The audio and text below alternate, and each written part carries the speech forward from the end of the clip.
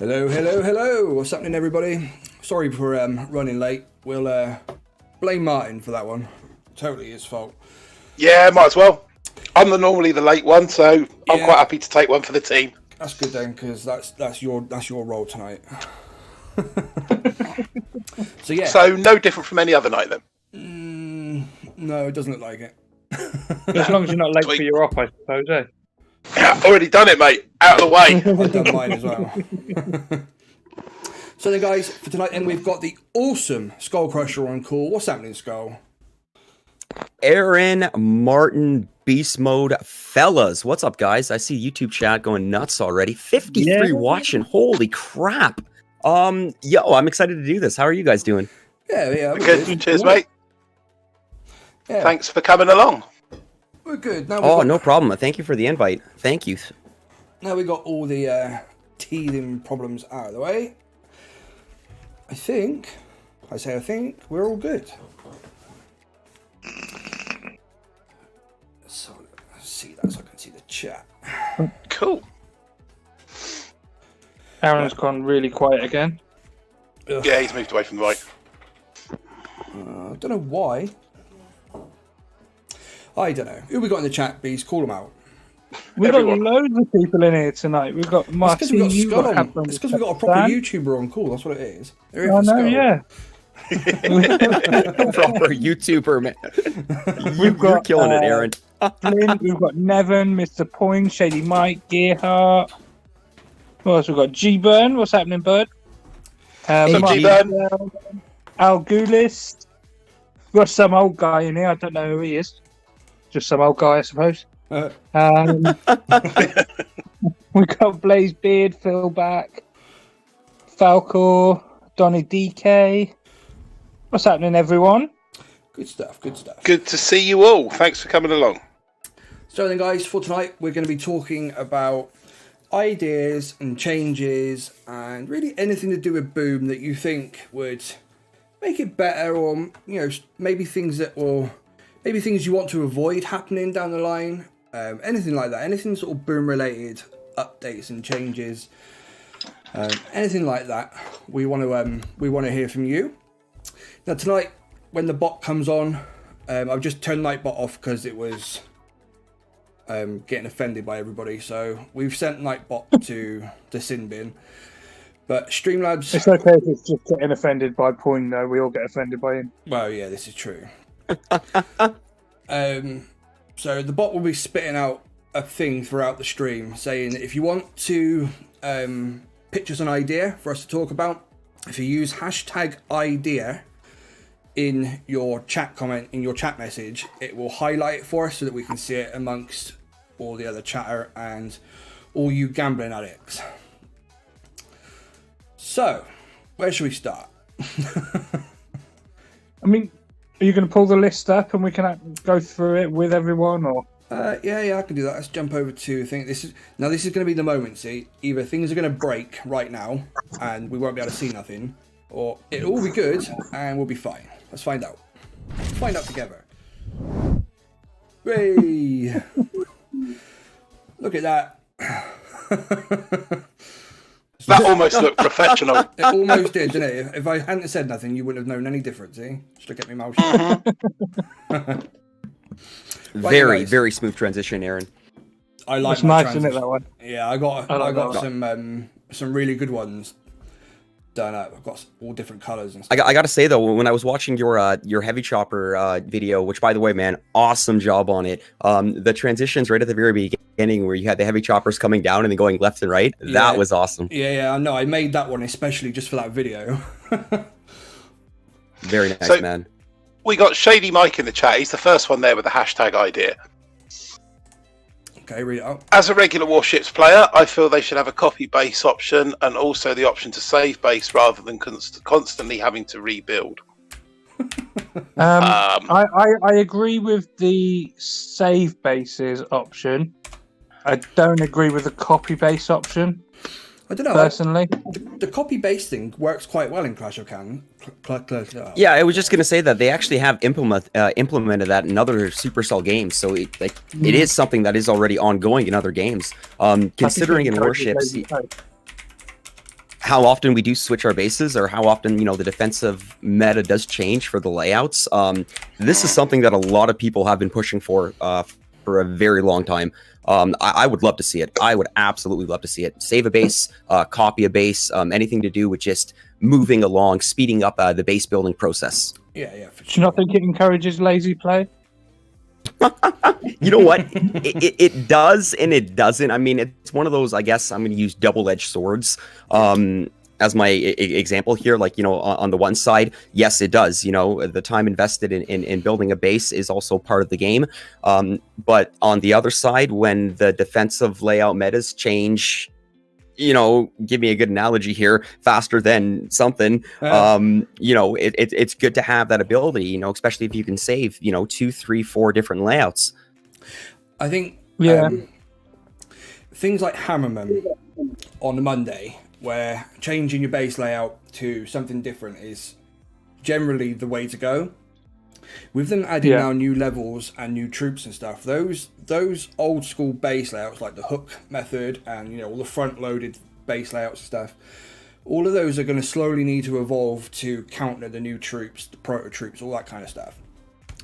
Having the copy base and the saved base layouts and things like that would probably boost engagement for players like myself who have got absolutely no chance in hell that I'm redoing base, you know, base layouts just for one day a week. So if you could just copy somebody else's, hit copy and paste, I'd be all for that. I might even do the events then.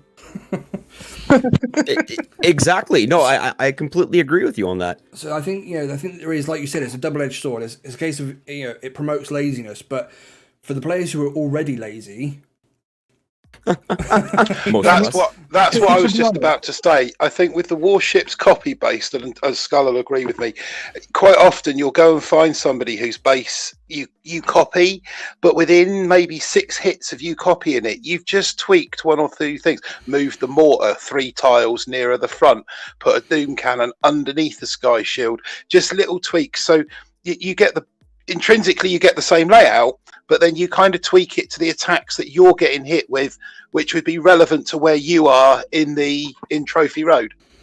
And I think that's also a very good point to bring up, because keep in mind that players that are, let's say, rank, you know, I'm going to use season 22 as an example, that are rank, you know, 18, 19, 20. You know, right now the dominant meta is tanks, believe it or not. Nobody would have expected this. If you're still in, you know, 16, 17, making your way to that point, you know, the meta is still, you know, bullet heavy rushing, bullet H-Z shock knuckles. So a lot of these layouts are also, like you said, are built to what they're getting hit with. So yeah, you're going to notice that change with those boom cannons going under the sky shield or being pushed back, you know, to deal with something like, you know, the tanks, being able to pick them off from the distance. And also players do like to add their, I guess, personal touches to layouts that they copy, just so they can, I guess, call it their own. I mean, we all do it. You look at the leaderboard, you find a layout you like, you know, you have it on one device, you screenshot it, you build it on the next, and then you move a couple things and call it your own. Put the mines in a different place. While we're on the subject of warships as well, Mr. Poing has put an idea on there, an option to gamble more stars on your warship's attack if the other person agrees. Oh, I think that would be quite cool. Yeah, that would be. I think you might start running into some dynamics where players might find a way to take advantage of something like that. Yeah, that's right. There is that. It is a good idea, though. I will give you that. But you know, something like that where players find a way that they can actually gain more stars. Let's. But if you can't see the player's base, if it's the option that comes up before you've even seen who your opponent is, then I don't know. I think it could work. If the option to gamble came before the confirmation to battle, then I suppose it could, because you'd have very little way in even sort of trying to match yourself. But it's an interesting one. Certainly one to think about. For sure. There's a few sort of warships ones that I think will come up as we go through this evening. Yeah, well, I've seen a few some people good warship ideas. I've even made some pictures to go with them as like a bit of a storytelling thing. But, we'll get to I that don't have any ideas for warships. I will put that out there now. I don't know. I've seen quite a few really good ones. But for the guys in the chat, this website is Reddit. This is the official Boom Beach Reddit page. In the live chat right now, I've just pinned a message with a link to this page. This page is the currently, and I emphasize the word currently ruled out ideas. These are not ideas that have been permanently rolled out. They're just currently rolled out. There's been there's been lots of different things on this list before, like decorations and all that kind of stuff that were currently rolled out for years, what are now in the game. So nothing's fully ruled out, but if you want to follow along, then the link's pinned in the chat now. You can open that up and go through it with us. KG's just said, nice to share warships replays. Yeah, that would be good. Oh, just like we can with crab replays. Yeah, I don't know why that isn't even a thing. There's one from Falcor as well, just saying the ER unlock, but do it as a multi-node with 2 or 3 different deck options, then we don't all end up running the exact same. You say that. Places. One of the pictures that I made is this one, which is exactly that. Is like a multi-node for when you have like cannons, boom cannons, mortars, or whatever. You could have it as, when you open up the EI, you get your choice of 3 different deck layout shapes, just to add that bit of diversity to the meta. Because right now everybody gets the same tech tree with the same items and the same deck layouts, which means as soon as anybody finds an attack strategy and a deck layout that works, everybody uses it. So it becomes, there is no diversity. If people had different options to run different deck, even just the deck layouts alone would change it completely. Yeah, and I also really like this idea. I mean, giving players. Sorry, Mark. Sorry, we're talking. Go. It's like no problem, buddy. It's like I really do like this idea because obviously when you do go to the next ER, 4 ER, 5 ER, 6 ER, like Aaron said, the deck layouts are exactly the same, which means that the defensive meta is the same and the offensive meta is generally the same. Boom Beach and Warships has been getting a lot better with the diversity of the offensive metas in Warships. I mean, it's not always, bombas and heavy choppers. You are seeing tanks, heavy Zuka, heavy rushing. But with regards to the defensive layouts here, I like the idea of having 3 paths to go down because then that essentially will create, 3 defensive layout metas. And, you as a player, you have to choose one of these paths to go down. Like you said, you have a 1 in 3 chance of matching this layout. But you also can match 2 other layouts that a lot of players are also using. Right. I like the diversity of being able to have these options. I'm all for it. And I think adding that option into Warships as well. I mean, obviously the main base, you're always going to have the same sort of, you've got your same landing, you've got your same sort of style of attack that you want to do or whatever. But people can sort of, you're placing all your mines in certain places and whatever. So you're going to see different layouts quite often on the main base.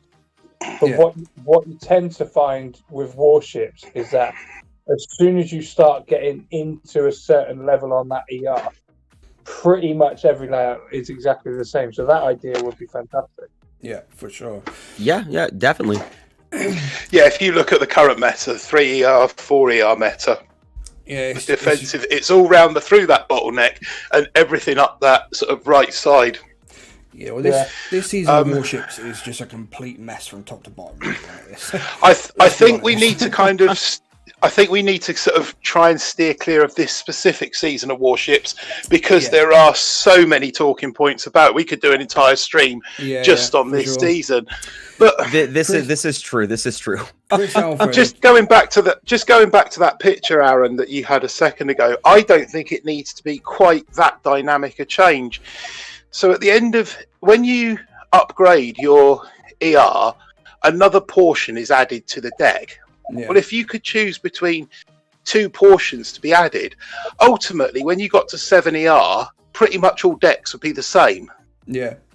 Yeah, well, But that's it. it By would just, 70 it would just 70 hours, generally 90% of the deck is filled in anyway. yeah, exactly. But how you reach that 95% of the deck full, or 100% if they don't have the little islands of space, Yeah. should be your choice. You can choose which bits you add when, as long as they're connecting to the main. You know, you couldn't just isolate one bit of deck in the middle of an island so you can only get to it with helicopters. I don't know. I'd put like a boom cannon there, and I like that. I'd be quite open to that. Having a little island unstoppable in the middle. unless like a chopper's hitting it. Yeah, I think that's quite a cool little idea, is to have maybe a rocket launcher on like a 4x4 grid in the middle, just one spot for one defense, using maybe a rocket launcher. If you had like a 9, what's happening, Up Destroy? Sup, Destroy? Hey, what's up, OP? Thank you for coming by that. What? If you had like I don't know, maybe like a 13 by 17 tile square in the middle of the island that was completely, you know, like you say, like an island in the middle of the deck. Yeah, you could put a certain amount on it, but not enough to make it impenetrable. Yeah. Do you fill it up with long-range defences like rocket launchers, shock launchers, or do you put an ER, a sky shield, and maybe one defence on there? Yeah, I think putting an ER onto it would, I don't know, be the wrong way to go, because if you couldn't get to it, then kind of you would have a standing ER that was untouchable. Yeah, or it would have to be within range of bombardiers, or that portion of deck be after choppers. You would have to consider the tile range. So like the tile range would have to be obviously within reach of like the farthest range troop, like you just said, the bombardier. Yeah. Yeah. But let's say you can do something like this, you know, at 3 ER. But the bombardier is not available to 5 ER. So, you know, it would still have to go like hand in hand. There would have to be a good counter. So you can still attack the island area. Yeah, for sure. I like it. It's a great idea. It's a great idea. But you'd have to have something that would always be able to range it before that 3rd ER is unlocked. So at the start of your season, you're always either going to have heavy choppers, rocket choppers, or bombardiers. They'll have to be one of the first troops in the game every single season if you did that. Early troops like those for sure. Or you just don't have that feature until later in the. I mean, it doesn't have to come every season, does it? I think no. Something interesting idea in the chat right there. He's saying troops should be unlimited in Warships.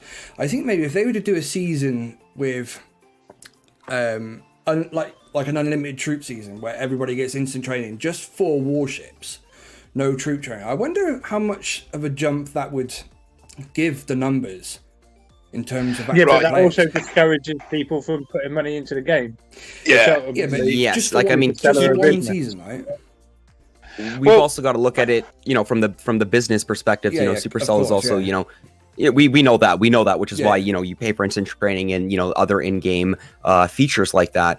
But, you know, something like giving us free instant training, let's say for like the first day of Warships, you know, not only would it incentivize more players to play, it would also incentivize more players to play longer on that first day. And honestly, once you go instant training, you really don't go back. I mean, think of how many players that once they get that first taste of it, they're like, okay, day 2 of Warships, IT baby, let's do it. Yeah, let's do it. Yeah, absolutely.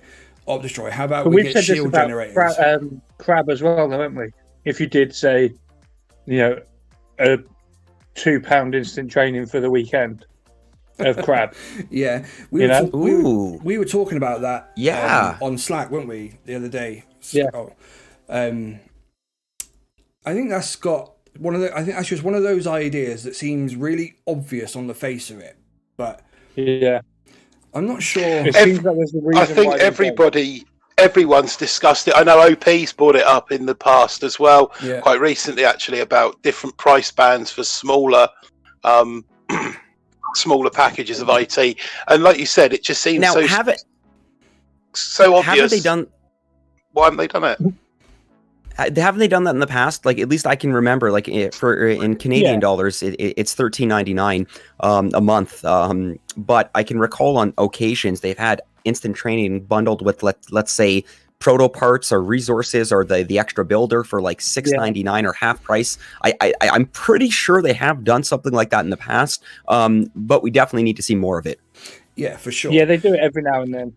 For sure. Yeah, well, you get a 14-day pass, don't you, for $5.99? Yes. Yeah, yeah. Yes. There's that new website that's come in that's going to be doing like the bundles on resources, and for Clash of Clans it's got like the season pass and things like that. I think when that comes to boom, really hoping that those deals will be things like a month of instant training and coupled with a month of second builders and X amount of diamonds or X amount of diamonds or X amount of resources that goes with it for whatever price. But that price needs to be worth it. If they're going to bother doing bundles and stuff, it needs to be worth doing, you know? It needs to be a value price, not a cash grab price. Yeah, that's exactly it. So what they need to do, in my opinion, so if you think of instant training, so for us in the UK, it's $9.99 for instant training for 30 days. Yeah. If you then did, say, 14 days for $4.99, you're getting slightly less than half. Yeah? So you're getting, say, 45% of what you would be if you were paying $9.99. If you then lower it down again to, say, £2.50 for 5 days or something like that. Yeah, You know, sure. and if you had For, that for crab weekend, oh yeah. Yeah. I mean, But if Obstroy's you right. had that as a constant deal Opie's in the play, chat. Opie in the chat saying they need to make these IT smaller packages permanent. And I totally agree with that. I think, Yeah. I think Yes. there should be options for people's budgets. You know, makes sense. Yeah. It makes sense to have it for 30 days because that's what it used to be before. It used to be a rolling contract where you subscribe to it and it would automatically renew. Having those, and then you used to be able to get 2 subs out of 1. yeah, right, Exactly. And you know what? I'm more than positive Supercell definitely caught on to that. You know, for the players that were taking advantage of the 2 Oh, for 1 without package a doubt. special. Yeah, of course it did. Yeah, absolutely. The unintended feature. Yeah, Yeah, they caught on to that about 3 months after I changed all my devices from Apple to Android. Yes. I think a lot of players in the chat are reminiscing on that one. yeah, for sure. But I used to have it on 4 accounts at that point, and now I'm like, no, I'm not spending any more. I just not don't. spending 40 I a don't month. see. I don't see the value in limiting it, restricting it just to a 30-day period for a set price. If they would have it that you could buy even a week's worth, or like you said, just a weekend pass for Mega Crab, but have it broken out like the diamonds are. I mean, can you imagine how many people would buy diamonds if all you could buy is a 99.99 pack because that's the highest value, or that's the best value in terms of cash for reward? Nobody would buy it. So I don't see the value in limiting it to just a 30-day package for instant training when they could be breaking it up into chunks of time from like a weekend to a week to 14 days and the 28 days or 30 days or whatever it is. And that way then think how many more players would push crab if there was like a 3 or 4 day crab IT special. What about going the other way? So like you say, in the UK it's £10 for a month's instant training. So for a year would be 120 quid. What about if you could buy a year for £100 as a one-off payment? Would you do it? For somebody like me who plays Boom Beach as much as I do, and I have a YouTube channel completely surrounded around this game, absolutely. But I think that would only cater to a very smaller amount of people. But I would. Yeah. Which then kind of brings us on to something that I've thought about throughout the week. It's bringing these people into getting people who are maxed into seeing how much more the game is. How often do we see people in the Facebook group saying, "I'm maxed now, don't know what to do, bored, etc." Well, surely it's probably the most common things you guys see. Yeah. Once you're maxed, that's when the game starts getting really good because you haven't got to worry about upgrades anymore. Yeah, see, I agree. You are the best. You're the best you can be, except for your skill level. So that's all you can improve is your skill level. While I completely agree with that, I hate doing upgrades and having to grind for resources and all that. I totally agree with that. That's my preference too. But for a lot of people, the game is not just about just playing it and doing the ops with the teams. And that. It's about those upgrades. It's about grinding out those attacks and saving up the resources for their upgrades and stuff. You know, that's why they play it. And I think that's probably the vast majority, truth be known.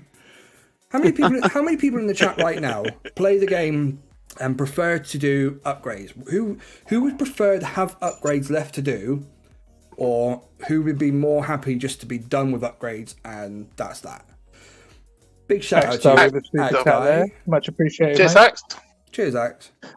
Personally, I always look at those comments where people say, "I'm maxed, I'm bored, I've got nothing to do." I always look at those comments and I think they are one of the stupidest comments that I see. Because there is always something else that you can learn. Always. Yeah. And I've been playing the game for more than 6 years.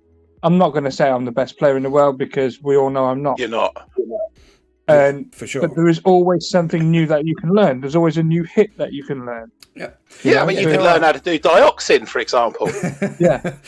There are a lot of things you can do at max level. I mean, arguably, you can do those things while you're upgrading your account, but a lot of people don't take advantage of the community-run events. Things, like things that we do with the fun ops and the all hits live and all of those kind of things are the things that I would say are what keeps me playing.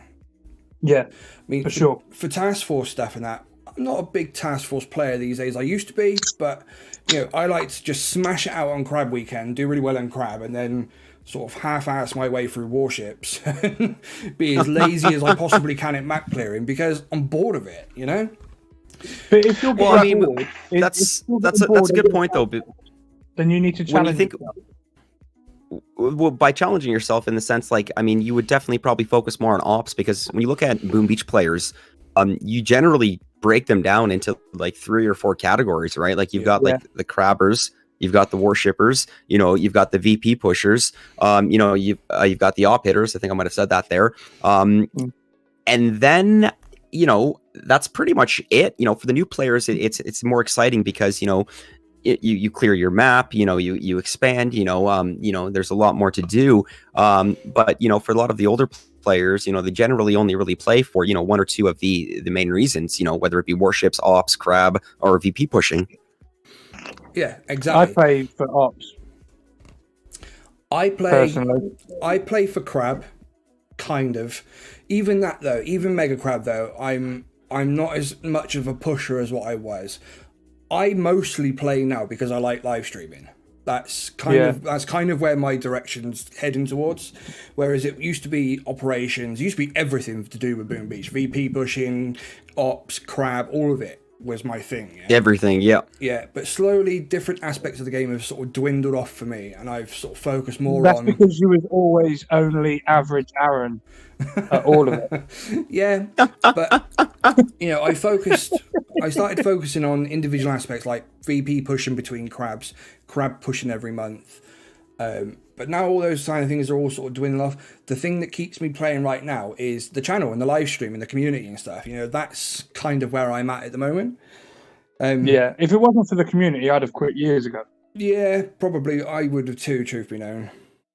It's a very supportive community, and especially when you look at the different channels of it as well, especially on Facebook.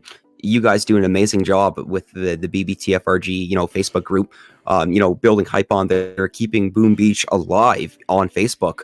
Then, you look at all the other different channels. Boom Beach has I shouldn't say huge, it's got a fairly large, presence on Telegram. Reddit has a fairly large chapter. The group we're looking at now, I believe, has just over 28,000 members. Yeah. Not a lot, but, it's a decent amount. The Reddit is like the official forum now that the official forums were closed.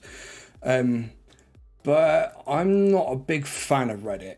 It's toxic. It is pretty toxic. at best. You know what? I don't use it personally. I'm using it as an example because that's what we're looking at for the idea. Sorry, just lost it off my screen here.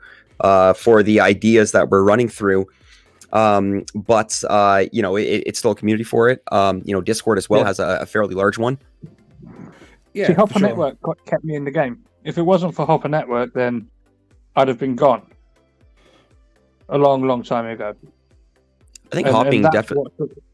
That's what sort of kept me interested, because I joined there, and then, you know, obviously I was told about the op room, so I wanted to improve on my op kits, and then sort of once you've joined the op room, you venture out, don't you? You know, you join the events, you join the regular chat and things like that, and you sort of meet a lot of people that way. I think a lot of people are so stuck in Falcor's just thrown an idea in. Okay. Go on. In the main game, give keys and tokens for warships, like Intel, but rarer. I would absolutely play the main game more often, as I rarely do now. And I think that's true for a lot of people. That is a good idea. Yeah. Can see it. Put it as one of the trader offers. Or a trader offer. Yeah, there's that too.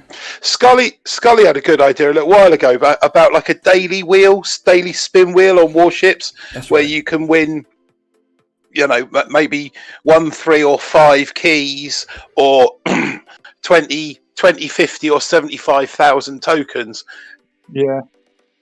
You know what? That was just an idea. I think we threw. I threw on a poll.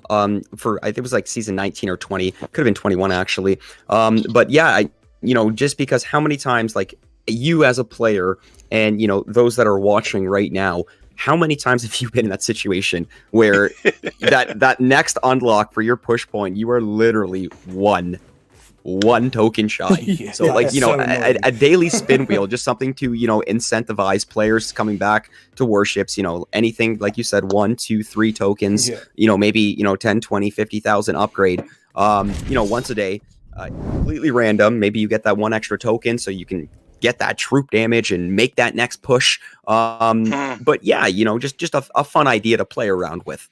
Yeah, for sure. So Chris Alpha has thrown this one out a couple of times now. So a proto base, a base like the regular one, but with proto troops and proto defenses, just like the builder base in Clash of Clans. Big shout out to you, KG, for the $50 super chat. Shout out to the KG guys. Smash that KG command. Get them KG legend. Get them KG stickers in the chat, you guys. So yeah, the proto base, go back to that. So just saying about using the proto defenses and proto troops on them as a proto base, which, I mean, I think that would be quite a good idea. It'd be quite fun. Yeah, I think there's something a bit different. Yeah, a bit like the NPC, the Blackguard builder base website. I think. I mean, just on the same topic, but not in. I think it's. Brawl Stars, they do the Maker website where they can submit artwork for troop skins and things like that. The winner gets picked and it gets implemented into the game. Kind of like how the Blackguard base builder lets you build the NPC bases, and then some of those get added to the game. If we were to have an operation map maker and a boss. You know, like the old school Hammerman HQs that most Max players haven't seen for 5 years. Yes. Those. Yeah. If you could make those yourself on a website and then submit them, and they get put into the game, that right there is, it's free content for Supercell just to yoink it, upload it, job done. Everybody's happy. You know, that sort of thing seems. I mean, obviously, I'm not a game coder. I wouldn't know how that would work, but I assume it can't be that difficult, seeing they do it with the NPCs.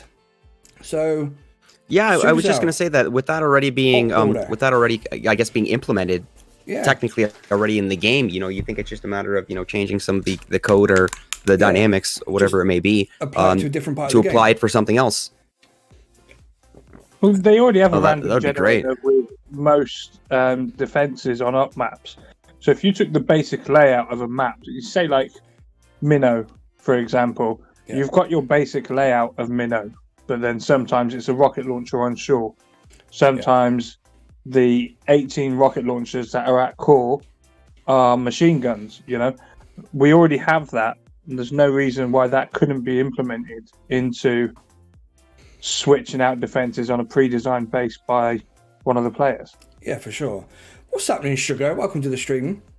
Thanks for What's up, coming back. Amy? Hey, what's up, Amy? Yeah, there's lots of things like that would, they seem easy on the face of it to change. I mean, I get that Boom, the coding for Boom is different. This is how I understand it. It's different from the other Supercell games. So implementing big changes and stuff isn't quite as easy as would be for Brawl Stars or Clash. But I think that also has to do with the fact that in comparison, Boom Beach obviously has a lot less people working on it versus Brawl Stars, Clash of Clans. Exactly. So having a website where we could design op maps would surely be a no-brainer, wouldn't it? Yeah. I don't know. That's just how I see it. If the team is so small and hasn't got the resources to put the time into making those maps, throw it out to the community. Let us do it. We'll knock them up, and then you just scroll through, pick a couple, and upload them. I'm not gonna lie, the community would probably do a bang up job as well. Yeah, this is so true. This is really, really true. I mean, when they implemented the new quite a few protos, coders who play the game who would happily go and help out. Yeah, for sure. So, a few questions being thrown around in the chat, just sort of random ones that'll be very quick to answer.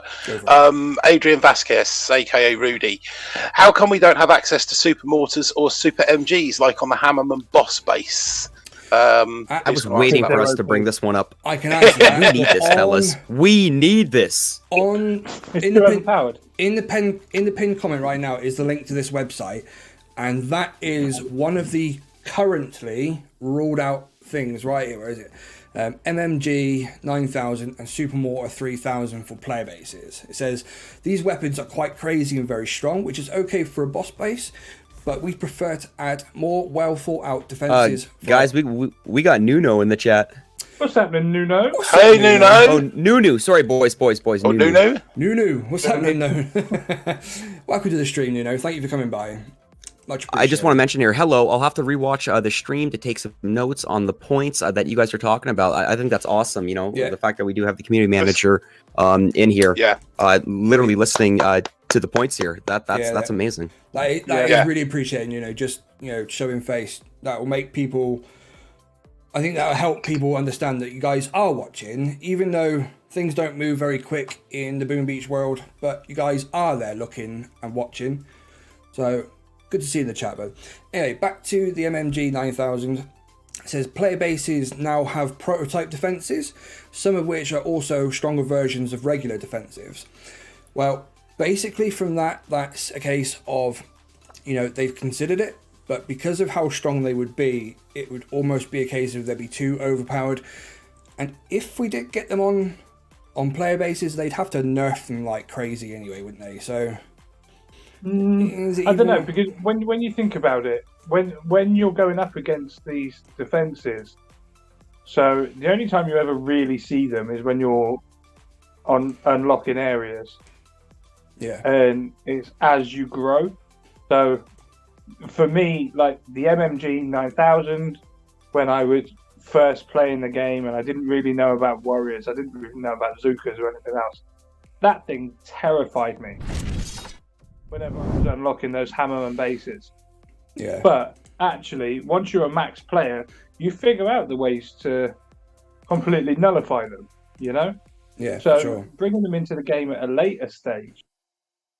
Almost like, let's just say almost like a reward, after you're done, the HQ 24 upgrade, you finally maxed out all your defenses, then maybe you get that ability to go back to the your HQ, and then unlocks one or two, either the MMG 9000 or the Super Mortar 3000, and you get to pick one as a reward for essentially maxing out your entire base. I mean, the only problem you've got then with doing it that way is that the VP matchmaking system is a little bit whack in it. As in, I already see where you're going with that. Absolutely. Just a cool idea, as that reward, for players doing it all, essentially. Yeah. But then, yes, you get into the matchmaking where players will match up against players with the MMG 9000 and the Mortar 3000 that don't have it. Wait a minute. Well, yeah, I know what you're saying. I see. There are they things have around added about into operations. They're on some of the maps in DX, which is great. And those super mortars, when you've got them on Harmony, can be savage. Can be really, really savage, and just change the way you hit it. And it's it's the same on a few maps on DX. They can just completely change the way you attack it that day. Just very randomly placed microwavers and things like that. Very quickly, Jeremy Jacobs in the chat has just said, "Nuno, you have a very hard job. Please never give up on us. We love this game, sir." I just felt that needed a mention because you do, and we do appreciate what you do and the fact that you're here and you're paying attention and listening to what we're sort of talking about. I think Nuno's got the hardest job in the whole game. Quite possibly. He has to be the face to all us complaining players, and it's a thankless job, but he does it very, very well. Yeah, definitely. Well said, fellas, and I do 100% agree with you guys. And I just want to add that Jeremy Jacobs, I'm a big fan of Jeremy. He's honestly probably like one of my best moderators, and he's a very true and honest man. And these are very well-spoken words, and I do agree. It's not an easy job. And I do believe that Nunu does do a very good job at it, especially with putting up with a lot of the BS that us boomers do complain about at times. Straight up abuse in a lot of cases. Yeah, it's borderline. Yeah. So just Nunu, thank you for everything you do, and put up with us. So Carlson, and keep that thick skin. Carlson Mason saying HQ 16 players can destroy a HQ 24 base, so we need a defense to prevent that. That is the reason why the players ask for super mortars. I agree that defense needs a huge buff in Boom in general, especially for map keep in mind. Especially they added PvP. the third prototype. That was something for the longest time we only did have 2 protos, and then they gave us the ability to have the third proto on the main island for defending. And even now, players are finding that it's still not enough. Yeah, that's right. I mean, Boom is a very, very offense heavy. It tilts very much in the offensive favor, which is probably why I know a lot of people promote the offensive playstyle, and rightly so. But it's that whole thing, the offensive playstyle, that overpowers the defensive one. And honestly, I don't know what they can do about making defense more balanced with offense, especially for PvP. Because if they were to, level up, even if they just go with something easy and add health and damage to all of the defenses, that on its own, I don't think would be enough. Because for one simple reason, and that is smoke. You can smoke through a base, and that just negates all of the defensive buildings and stuff. They all become pointless. So I'm not sure. Which is why they introduced Simmos. Yeah, Simmos and microwaves. And the microwave. Yes, the micro. Yeah. The one thing I will say on this, though, is in this balance of defense versus offense, Boom Beach has always been a very offensive game. Always. No, VP's hard to come by if you're pushing your VP. Yeah. That's your preferred gameplay. Yeah. That's your choice, and you take that route. But you need to realise before you make that choice that actually that's going to be a really hard route to take. Yep, for sure. Same as if you're really pushing on Crab, or if you're really pushing in Ops. We all have our own little way of playing the game. Yep.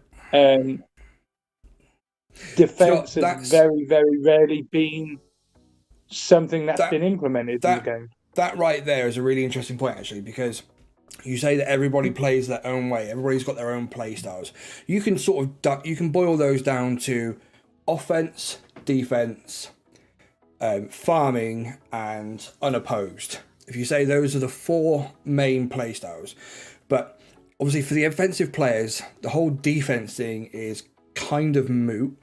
But for the players who are playing that farming playstyle, who like to boost their greens and do it that way, if we were to just have a general buff to defense, those players right there would be the ones who suffer the most. It would impact those players. But those players with the green statues, instead of offensive or defensive statues, whichever way you play on that, are stupid. I'm sorry. I'm saying it openly. Green statues are point blank ridiculous and one of the most stupid things in the game. And if you're using green statues on your base, you need education. But how do you? I'm sorry. How do you explain that to? I'm sorry. Like I'm laughing because like I do agree with you, but as an offensive player who heavily stacks on purple and red statues, but how do you explain that to a new player coming into the game? When you're essentially rolling your first few statues, you get your sculptor, and resources are generally the most important thing on your mind. I've got the answer to that. I can answer that. I can answer that. And Nuno, you need to pay attention here. The way to deal with that is during the tutorial part at the start of the game, have that commander mention about BBTFRG, and that anybody that's playing the game should be joining up with the Facebook group to find out all the latest hits and tips. No, but in all honesty, if I'm talking to a new player in the game and they're like, no, these green statues are brilliant, I don't even have to attack, and in 1 week's time, I can upgrade this one mortar. That's cost me 19,000 wood to upgrade. That Chris Alfred. yeah. Chris Alfred in the chat. If you simply say to Nunu's reaction is priceless. Yeah. Yeah, that's what I just laughed at. Yeah. I think we were all laughing at that same thing. The resource reward is there for a reason. Yeah. For sure. Yeah. And whether you play a defensive style or an offensive style, you can still put out that one resource reward and you will gain from clearing 5 maps, only 5 maps, you will gain more than that 1 or 7 green statues will gain you in a week. Yeah. But all joking aside, information that new players will not learn unless they do go to the BBTFRG on Facebook. All joking aside, that's the stage that I was at when I joined BBTFRG. I'd been tanks and medics up to VP 600. I really wasn't into the game. I was in a dying task force, and I thought, you know what? I'll have a look on the forums and that. I found BBTFRG, and here I am 4 years later, helping to admin it, doing live streams, just trying to keep the game alive, keep it going, make it grow, make it better. Cool story. Yeah. I just want to add on something here. Danny in the chat. Danny in the chat does bring up the idea for skins again, and I just want to mention, Nunu did also mention in the chat that this is something that is already ruled out. Danny, I love this idea. This is something that I also pitched to Nunu a while ago. I love the fact that they have it, for Brawl Stars. I love the fact that they have it, for Clash of Clans. Give your Hog Rider a new look. Give your King a new look. How awesome would it be to see, the Zuka, I don't know, in something, or a heavy in something else. But yes, unfortunately, it is ruled out. So no, skins will not be coming to Boom Beach. Let's just remember, though, these are currently ruled out. There's been lots of things that have been ruled out in the past that were ruled out for a long, long time, but are now in the game. So we can have a little look through the ruled out. Just quickly before we do that. Now. Just quickly. If we have a little look on there, and you can see the ruled out ideas that have actually been implemented into the game already. Before we do that, though, Chris Alfred has a good idea. He says, a mode where you battle bases, but each base you defeat, you uncover the storyline of the game. So it's a road of levels where you can attack bases, but as you beat different ones, different parts of the story are told. I really like that idea. Especially, that's kind of like, is it the Goblin Road in Clash of Clans? I'm sure that's wrong. Someone can correct me. Something like that in Clash of Clans already. Roger Blavet has dropped. Roger Blavet's dropped this same question, I think, 3 times now. Do any of you BeamTubers talk directly to the makers in Finland to suggest these things? Skull, Aaron, do you want to answer that? Yeah, of course we do. Well, Well, I mean, from my experience, I mean, we do have the ability to, directly message, the community manager, if we have any concerns or, if anything comes to our attention, questions and whatnot. So maybe not necessarily the developers, but, we do have the ability to, directly message the community manager. Yeah, we have direct contact with Supercell, but not the people who are directly writing the code as such. But yeah, we have contacts at Supercell, obviously, through the creators program. But it's no different than you guys have got similar sort of things you can message into the game, and you'll probably be told to post on Reddit, because that's where the CMs and the other staff and that are generally hanging about. They tend to lurk and watch stuff on there.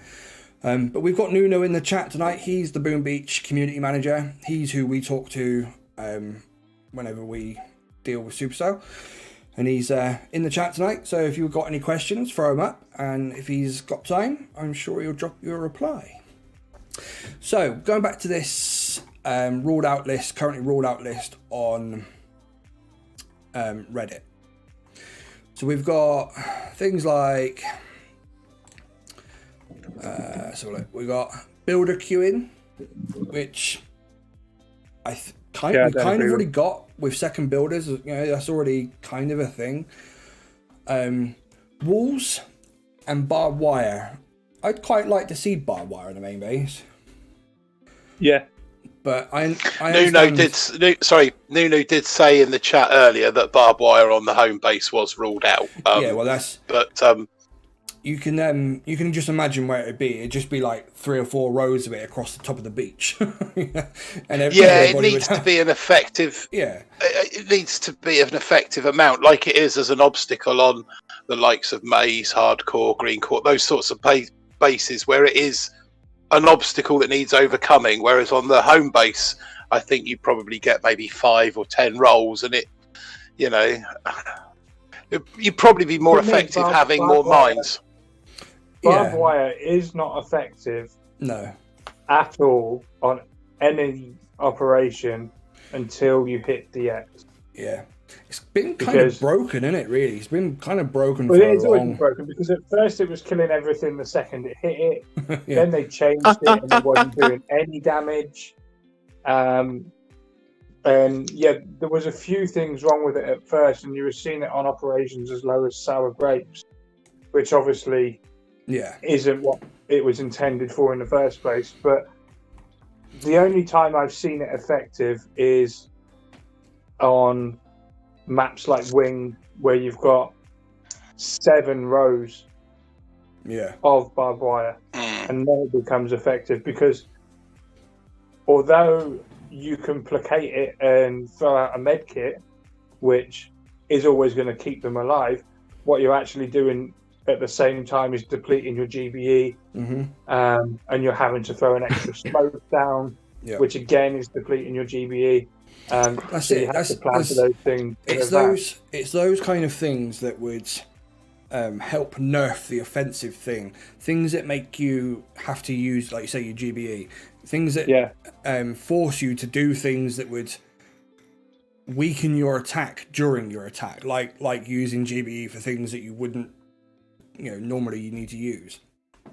Yeah. But the other things we've got in here, we've got walls, which is, again, it's kind of the similar thing. People would just put row after row across the top of the beach, or they'd have them in like bottlenecks with like loads of mines. But you know what? I think I think if players did want to play with walls, it's obviously, look at Clash of Clans. That's, a primary thing with regards to base building there. Sure. Players would play a game like Clash of Clans if they did enjoy the wall element to the game. I really don't see it coming to Boom Beach, honestly. Yeah, no, I don't think ever, it fits. I don't think it fits. I can't see it being as effective either.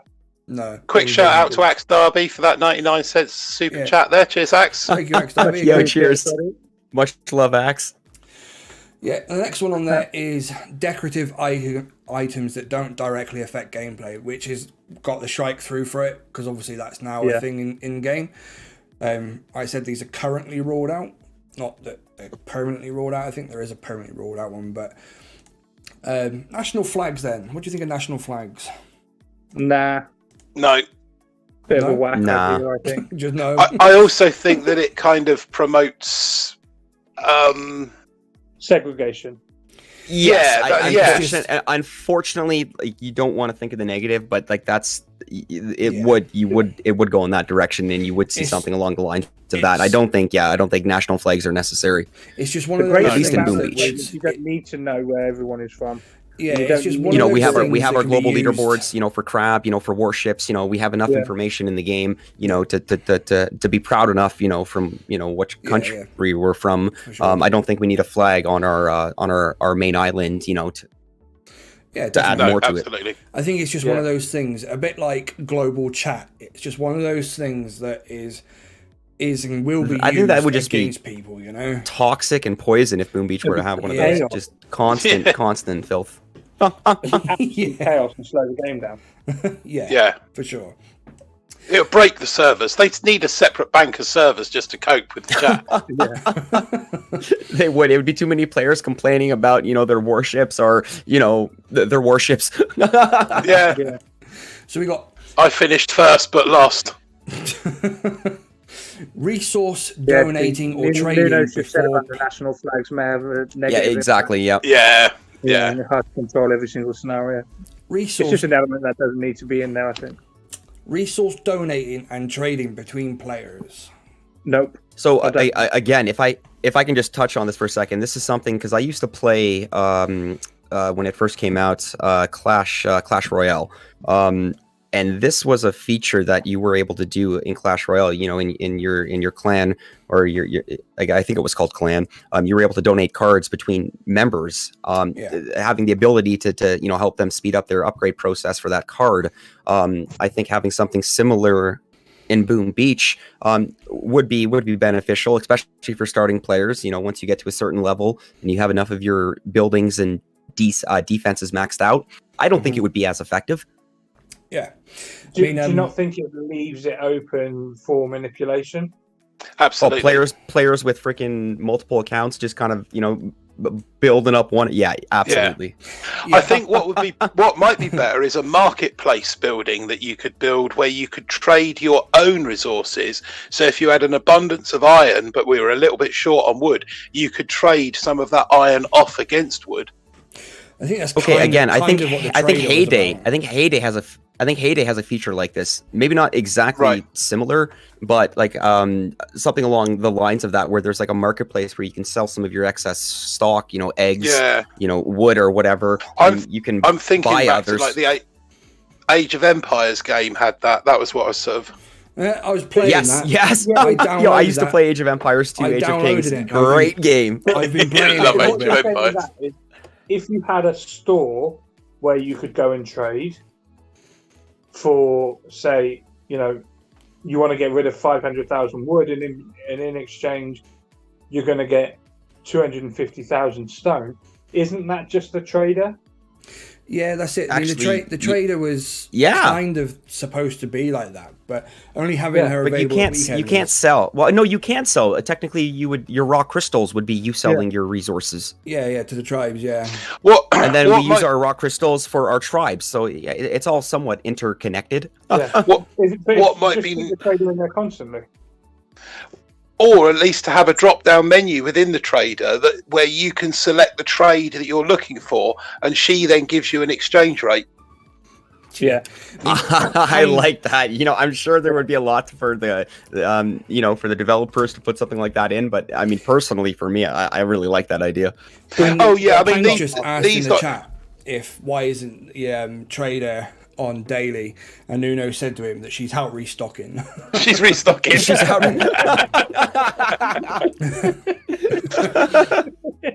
She's great.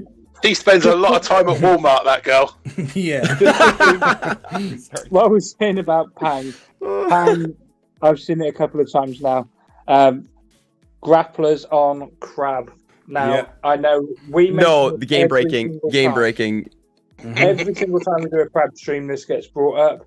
And every single time, for the crab players that are watching our streams, they all say, yes. Implement it, get them on crab, change the meta, because if you do, you're not seeing 300 levels get broken on hasty crab. Oh my god, no way. But factor in keep in mind how much like base health a grappler has to begin with. Throw them in on the higher level stages. I mean, look at a grappler on Massive Attack, Forlorn Hope. You're looking at like 150 to 200,000 HP. Of course, with the building health factored in. But you know, what's the meta in Crab? You know, Scorchers, Shishka you know, Bobber in the tanks. chat. Shishk. Hey, what's up, Shishk? So going to stage 300 in Crab is okay. Exactly, which is exactly why the grapplers I don't mind doing 300 stages counter of Crab. Just not every month. For you crab pushers, I mean, absolutely not. Okay, because these guys have earned the right and they've really pushed themselves to get to that stage. And yes, it is okay that they've hit 300 in Crab. I think that's completely okay. But I agree with that, though. Forced closing to legendary shouldn't be a thing. I totally agree. With that. No, that's completely different. Yeah, no, that's lazy man's Crab. Shouldn't be a thing. and that's where if you put things like grapplers into Crab, that is not going to be a thing. Yeah, grapplers would definitely change it up a bit for Crab for sure. Okay, so like, what are we talking about? Are we talking about like one grappler, two grapplers? Like, you know, sometimes you see like 10 Doom Cannons. Are we gonna have like 10 grapplers? I mean, let's go crazy. Go crazy. Have 20 plus of them. I just want a GIF. I just want to make one recording of a GIF of Bullet being dragged from one grappler to the next, to the next, to the next, to the next, and I'll be happy. Yeah, across a Crab stage. Hitting taunt you would literally have the whole stage taunted. I mean, sorry, you said drink if you had taunt. Taunt the whole map. I don't know. I'd be quite happy with a little clip like that. I think it'd be really cool. Yeah, I'd be up for that. So, moving on then, revenge attacks. No. Nah. Pointless. Well, first, let's maybe we should break down the concept of revenge here. Yeah, can do, yeah. So in Clash of Clans, when you're attacked and raided by somebody, you have the option to revenge attack, and then if you beat them, you can get some of your resources back from them. But 9 times out of 10, you can't use the revenge in Clash anyway because they generally have a shield and can't be attacked, and it's just all pointless. And I think the main issue with it for me would be the players who raid on their map already have to deal with players who are 10, 15, 20 levels higher than what they are. If they do manage to raid them and take some resources, that higher level player is just going to have to BART job them out, and then they lose all again anyway. So yeah, I just think that will promote less attacking on the map. I just don't think, I don't see it adding any value to the game. Is my issue. I think the way that enemies spawn on the map is more than adequate at the moment, and why fix something that ain't broken? That's right. I mean, I agree. Ken Patches just said, "How about bringing the scary mortars as a proto to the main base?" Yeah, I think that'd work well. I think that they're just a Halloween feature, aren't they? Yeah. If you did and maybe something maybe something to theme around the month of October, obviously for Halloween. But how would we be able to actually get that mortar in the game on main island? Like maybe the trader shows up and you can pick it up from the trader, for the month, for the week. It's a good idea. That's quite a good idea actually. For a bit of fun, isn't it? Purchasing extra defenses from the trader as well as resources and things like that. No, because then you bring in the money element. So if you... like swap gold for, I don't know, an extra boom cannon for 48 hours or, If it was based on resources, then yes. Yeah. If it was based on diamonds, then absolutely not. Yeah, I don't know. So on the website then, for the revenge thing, it says, this doesn't fit thematically with the way Boom Beach gives opponents on your map. Also, it would potentially discourage players from attacking higher level opponents as they would choose to only revenge against weaker players, which is like what I was saying. Additionally, matchmaking was designed without a revenge mechanic, so adding one would likely require an entire rework of the system.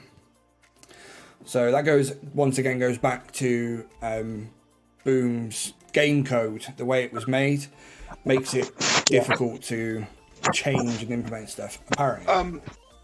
Just want to butt in very quickly.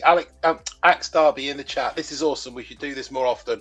Well, Axe, this Funny you we mentioned probably that. will, but we'll probably sort of theme future ones a little bit more specifically. This one, generalised one, was just to kind of get a feel for it and see how you guys would take to it. So this is something that you probably will see a bit more often. Yeah, I quite like doing these. Just chatting. You know what? I would definitely encourage you guys, to leave a like if this is something that you would like to see more of. I mean, I know I was really excited when Aaron, and the fellas brought the idea up to me. So if you, the community, are enjoying this and would like to see more, definitely leave a like on the stream. Definitely helps out, and it also shows that you guys are interested and do want to see more. Absolutely. And maybe one day we might actually be able to get Nuno on it. You know what, the boys, we did have the community manager show up on the first Boom Talk Ideas and Change. I think that alone is great. The fact that we got the attention of the community manager. He took time out of his day to come in, answer some questions, say hi to the community. I think that's really awesome and really great for the community to see as well. That's a huge positive for sure. Yeah, definitely. Shows they do listen, even though people complain a lot on places like Reddit and that, especially Reddit. People like to complain about the radio silence, as it's known as, which is I think it's understandable. To be fair, mate, people like to complain on Facebook as well. It's just that we managed to stop most of it out before it gets out of hand. Yeah, I was going to say yes. Get the negativity out of there. I think if I was abused on a daily basis like the CM is, then I wouldn't want to talk to you like either. Just saying. Do you hear that? Beast, do you hear that? We're not abusing him enough. We need to step up. We need to increase the abuse rate. Apparently, I will definitely help implement that. So next one then, aerial mechanics. Yeah. Do we not have that with our prototypes, with our heavy and rocket choppers? Yes. Yeah, I mean that's there, isn't it? Not permanently. I think if it was permanent, that would just be ridiculously OP.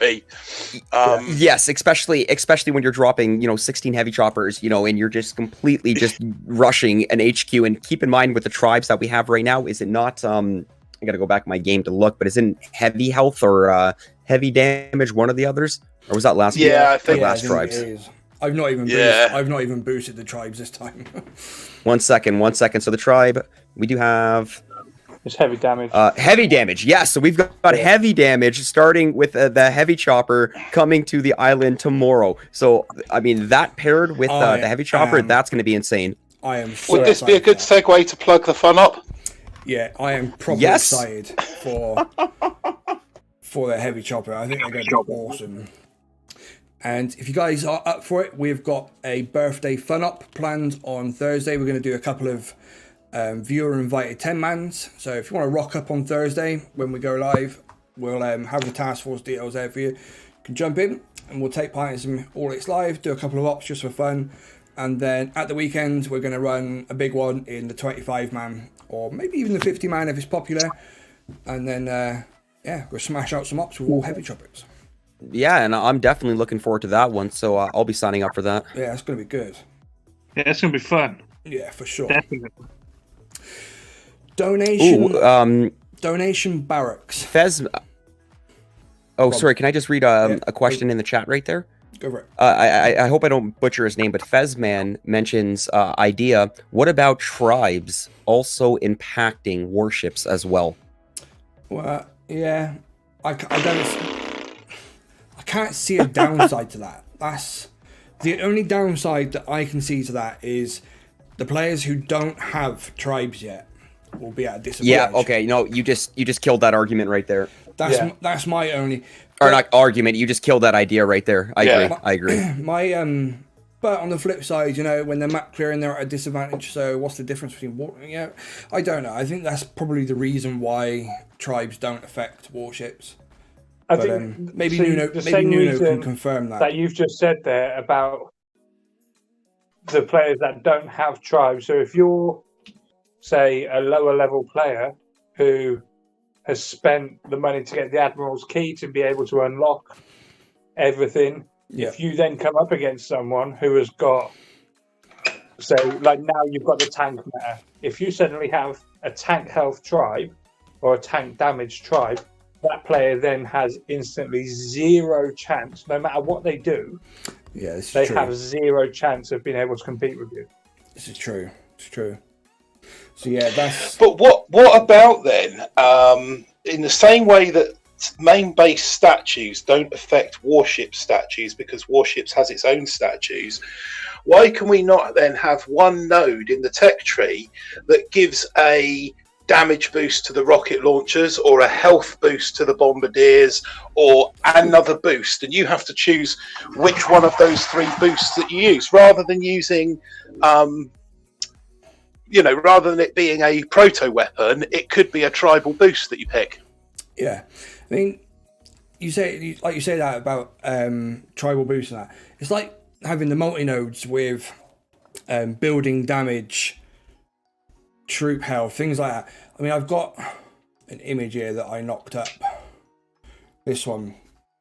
Having a multi-node like that with the different boosts, again, adds something else that we've discussed, didn't it? Adds that diversity in, like we were talking about earlier. But what you were saying then as well, that would work as well for different tribe boosts. It's having a few different tribe boosts available, maybe one defensive, one offensive, and I don't know. That's what just things to make it just mixing it up. Yeah, just to make it a bit more diverse.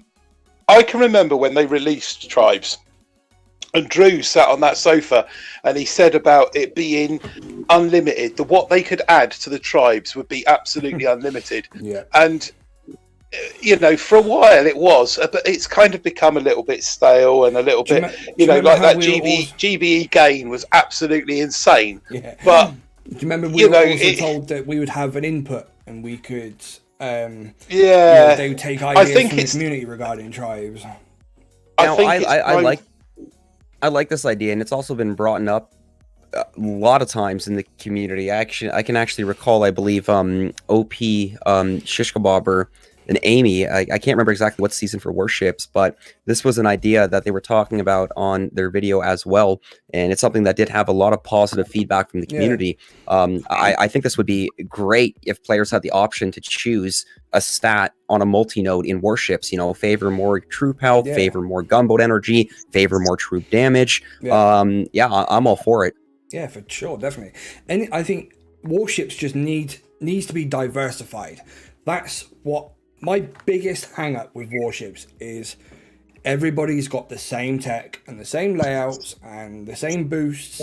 It's all very much the same. Everybody's in the same boat, so to speak. We're in the same warship. If it was to be more diverse, where when you press battle, you press attack, you don't know what you're going to get. You might get layout 1 with boosts X, Y, and Z, or you might get layout 2 with boosts A, B, and C. Having that diversity of not knowing what's going to come out. Because right now, I could press battle right now on Warships and know exactly what layout I'm going to get. And chances are the same. The person's going to have 1 of 2 or 3 different base layouts. You're going to have to use the same troops to attack them. It's just very samey. Yeah. Yeah. But sorry, I was just reading that deleted message by LBP. We've all had a read and a chuckle of that. It's a lovely message, LBP. And just in response to that, I think you may need to go out and do the same as well. He's probably not in the chat anymore, mate. He's probably out chewing the cud as we speak.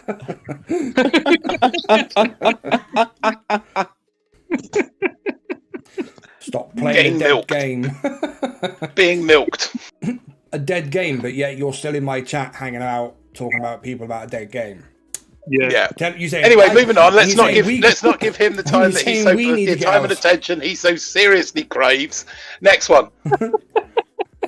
You're telling me I got to go outside. Wow. Right then, defense barracks. What do you think about a defense barracks? Kind of like a clan castle, I suppose, or let's do these. I don't really get what defense barracks is. Sorry, but does this something that actually would fit into Boom Beach? With the mechanics of the main island, because I think a defense barracks would actually only affect main island and PvP essentially, map clearing. Yeah, that's right. Yeah, I think that's something that you could implement though. You've already got the villagers all running around. Yeah, every time you attack the map. And your put a knife in their hand. And your defenses are manned, like the sniper towers are manned by riflemen and things like that, you know? So, you know, that theme there of your troops defend your island is already well established. So, yeah. But the only thing that's not established, that I suppose where the crunch would come, is troops aren't coded to attack other troops, they attack buildings. So maybe that's a hurdle that they need to look at jumping over, but yeah. What about if you had a troop relevant to the building come out of the build? So if you destroy a sniper tower, you get 2 rifles. If you destroy a cannon or a boom cannon, you get a couple of Zookas. Destroy a machine gun. Yeah, I was gonna say Zookas. Destroy a flamethrower. A scorcher pops out. A scorcher out of a flamethrower. Those mechanics might be a little bit unbalanced when we get to that point. But something along, yeah, I mean, a scorcher's ridiculous, but something like that. But again, are we not drifting Boom Beach a little bit too close to what Clash of Clans is if we did that? This is one of my things. I mean, everybody compares Boom and Clash quite a lot because they're both Supercell games. They're kind of similar, but they're completely opposite games. And I think, I mean, Shishka said it a couple of times in the chat. Boom Beach isn't Clash of Clans, which is right. I get. No one's screaming out. No one's screaming out to be growing and harvesting coconuts on their beach, are they? I don't know about that. But you know, people do like to compare the two. But yeah. But with the whole defense barracks things, I don't know. I like you say about it's not Clash of Clans, which is a valid point. Hidden mines. I'm well up for hidden mines. It's easy. Yeah. I like the idea up until I read why it's ruled out, and I can totally see players exploiting that. Yeah, but then when you've got the like above 1300 VP, you can only attack 5 times. So, okay, well, yeah, I've never been to 1300 VP. That's something I don't know. No. You know, so there are ways you could do that. But I tell you what, I'd like the idea more of, and that is a different type of mine. And instead of damaging your troops or, you know, slowing down the attack, it trips the delay on rocket launchers and shock launchers. So you could call it a delay mine. That when it's triggered, if you can't see it, if you don't know it's there, or maybe you do, but when you activate it, you instantly lose that delay that Zooka attacks rely on, and warrior attacks benefits from. This is one of those sort of things that could really help to nerf that offensive, the out of balance of offense and defense. If you could force the player to not have that delay, I think that could make a bit of a difference. What about a cryo mine that just slows them down rather than stopping them completely like a shock mine does? A cryo mine that just slows them down. Technically, would we not already have that just with our limited gunboat ability, the cryo bomb? I mean, it's a mine that we throw. I believe we have that, but it's just technically it's a limited gunboat ability. That's used from an offensive point of view, isn't it?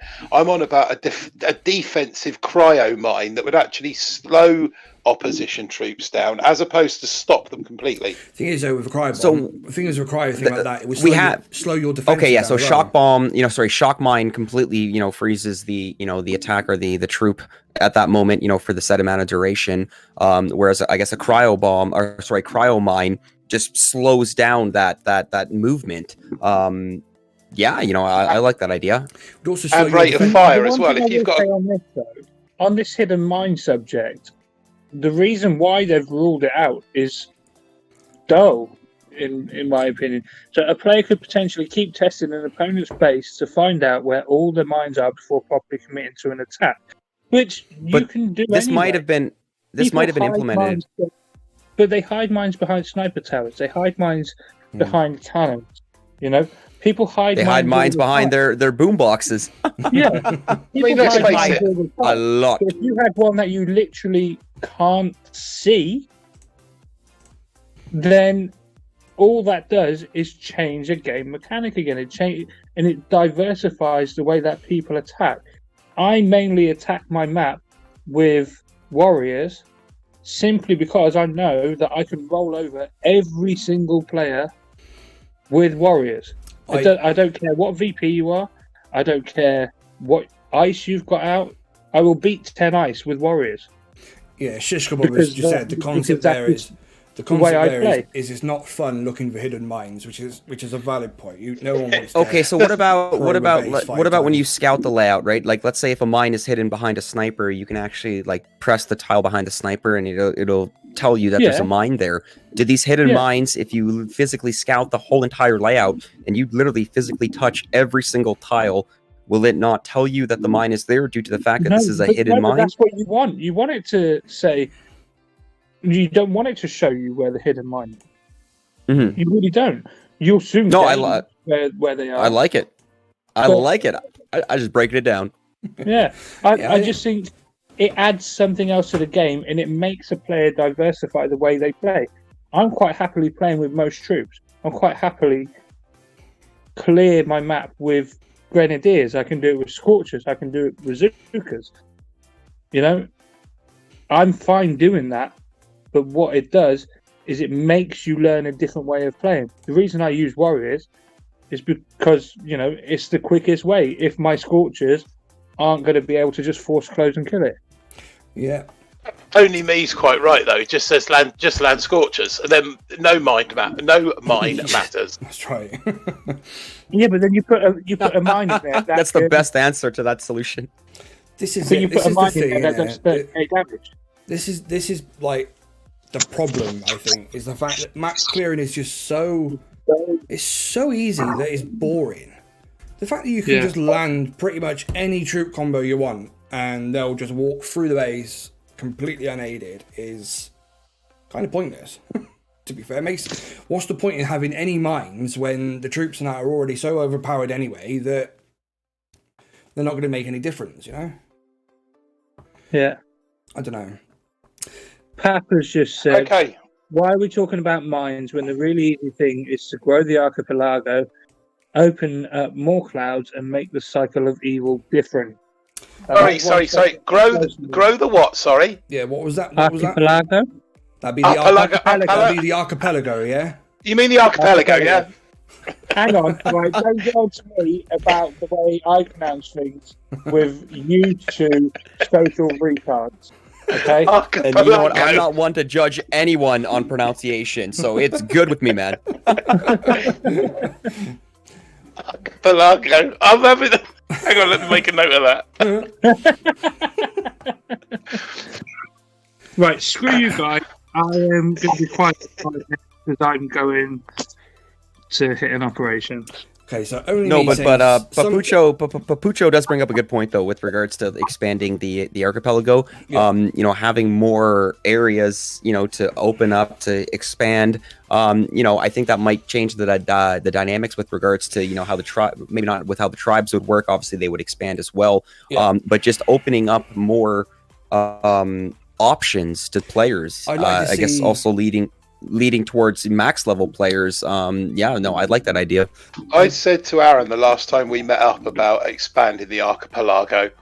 Sorry, now I'm just laughing because they trolled you before.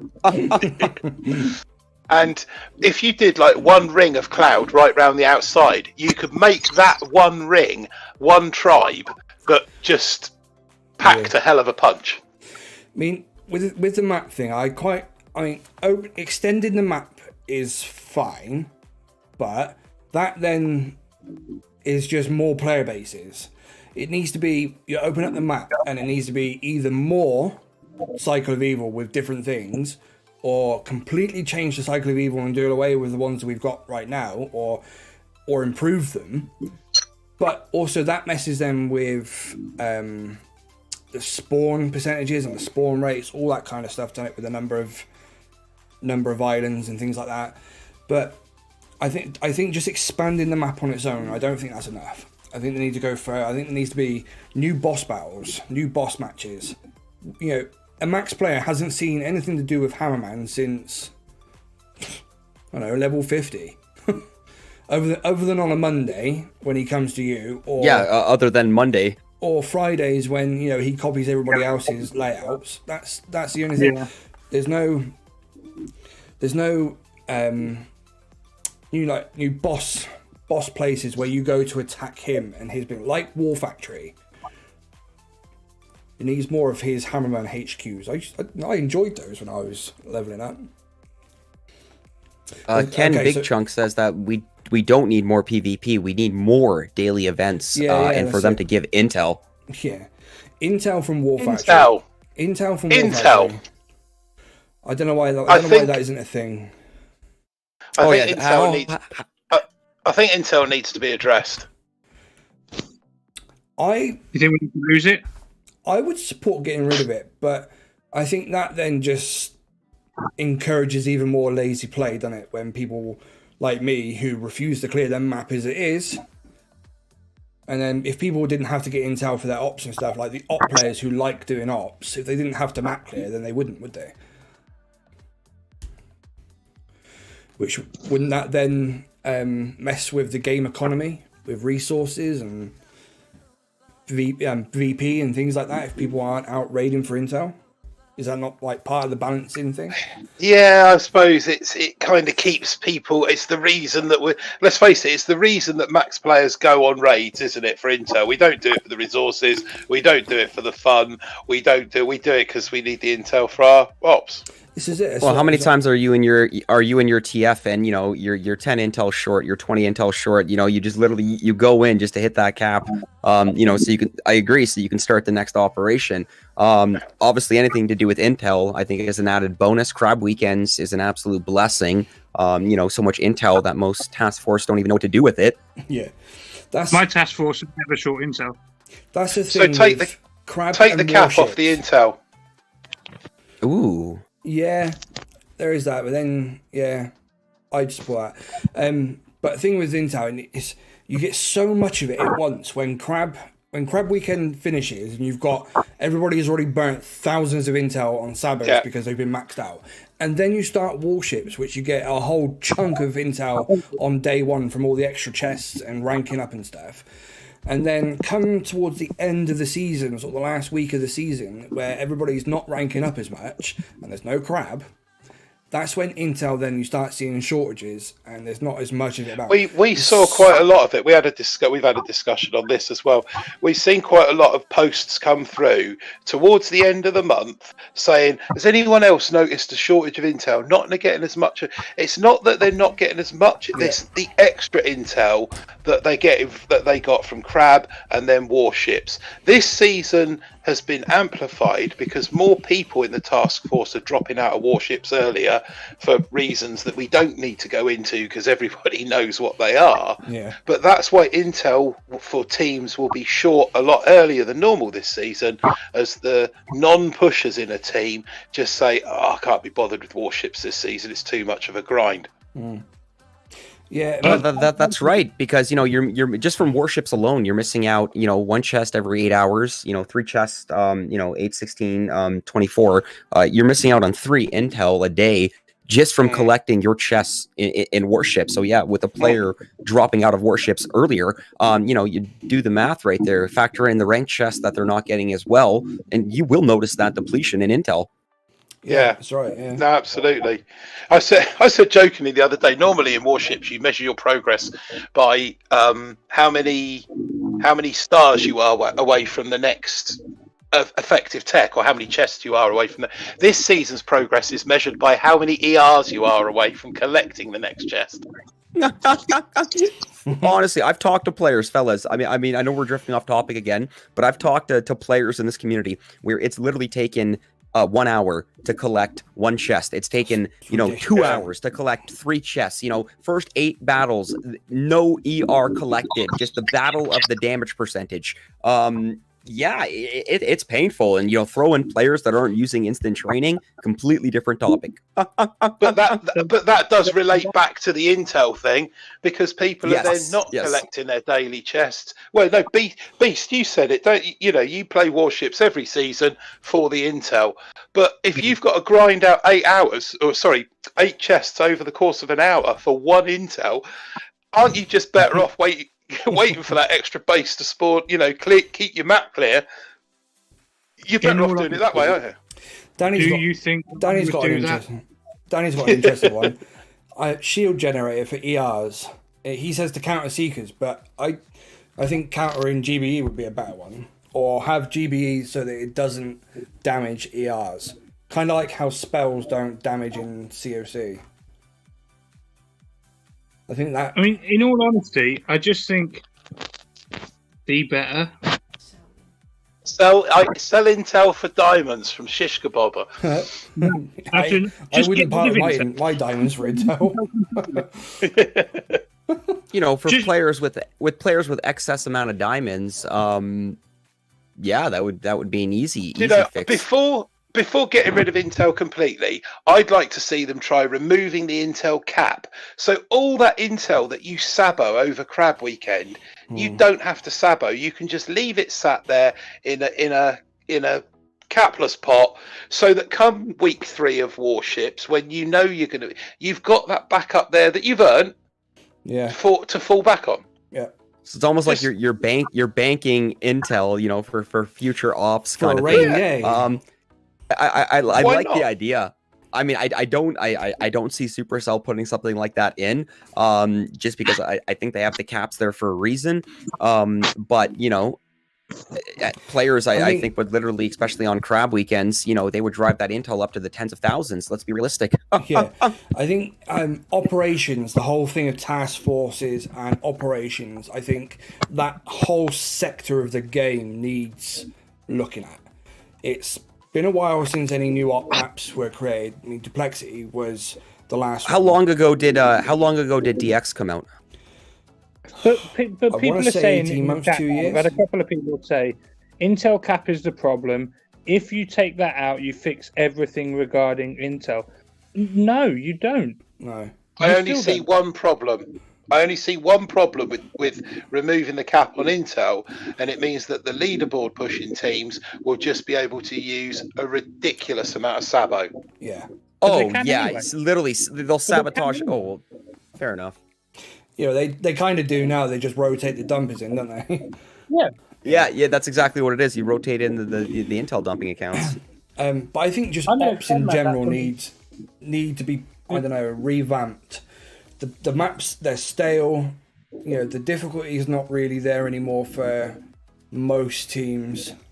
No, I think for most players that have been hitting operations like Dead End, Deep Cup, Massive Attack, even Forlorn Hope and Curtain Call, it's like literally mentally ingrained in our brain the paths that we need to take. Do it with your eyes closed. I think they definitely need to spice it up. I mean, okay, you can throw a microwaver in, on our path during a proto cycle week, but other than that, no, there's no additional difficulty added on to the actual operation. So having new ops, harder ops, I think would be very incentivizing, especially for, the better players and the better TFs to keep climbing, to keep getting ahead.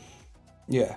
Well, one of the things that we've discussed is a couple of, or maybe one or two double core bases down to ops down as low as maybe Stronghold or Choke Point, Curtain Call. So not every base, but just having one base, maybe one base double core on Stronghold, 2 double cores on Curtain Call, Deep Cut, Dead End. Yeah. Just to mix it up a little bit. I'd love to be able to hit some of them double core maps. Used to getting up to that level, because the jump from Forlorn Hope to DX as a player who's never done those maps is huge. Oh, and it'll scare the living crap out of you when you actually look at a motherboard or a freaking Harmony or a Trinity. Well, Trinity is actually, it's probably one of the only DX layouts I'm actually comfortable and know how to take out. But even still, you get a really dirty Trinity, you know about it. Yeah. I mean, Shish asking in the chat, new ops are bad in my opinion. What percentage of the community would actually benefit? What do you think? How many people in the chat right now play the game just for ops? Me. I think one of the things that we're making the assumption is when we talk about new ops, we're talking about ops that are higher than DX. What about bringing in sort of ops, different ops that are halfway to mixing the ops up that are midway through the ladder? Like I said, including double core bases in maybe Stronghold. Yeah, Ops need a shake-up. We know they need a shake-up. When the game was originally introduced, you had Dead End was your final op, which was the reason it was called Dead End, and that was supposed to be the hardest. And that was look at it now. And now a 10-man team laughed at it. You know? Yeah. And it's the same as when they brought Forlorn Hope into the game. Forlorn Hope was supposed to be a challenge for a 50-man team. Yeah. Again, people just laugh at it now, you know? I don't think Forlorn Hope be taken down in, I'm fairly sure it was 9 attacks or something stupid like that. I don't think adding higher level ops is the answer. I don't finished by 25-man teams. I don't think adding a harder operation isn't going to keep those players in the game. What it's going to do is just keep those same players at the top of the game, who will eventually get bored, and then someone else will replace them. What it needs to do, for me, to keep people engaged and to keep people pushing on, is you need to introduce things like wings. You need to introduce things like motherboard or jawline or something like that. Introduce them lower down. So if you start putting them in at deep cut, massive attack, forlorn hope, if you start putting them in, but put in, say, like a baby version of it. Yeah. So the same layout, the same layout, but essentially reduced building health and reduced building damage. Yeah, in the same way that you can get a Fang on Foxtrot and a Fang on Forlorn Hope. Exactly. And they're, you know, one's a guaranteed solo and the other one's going to need a little bit of planning. Yeah.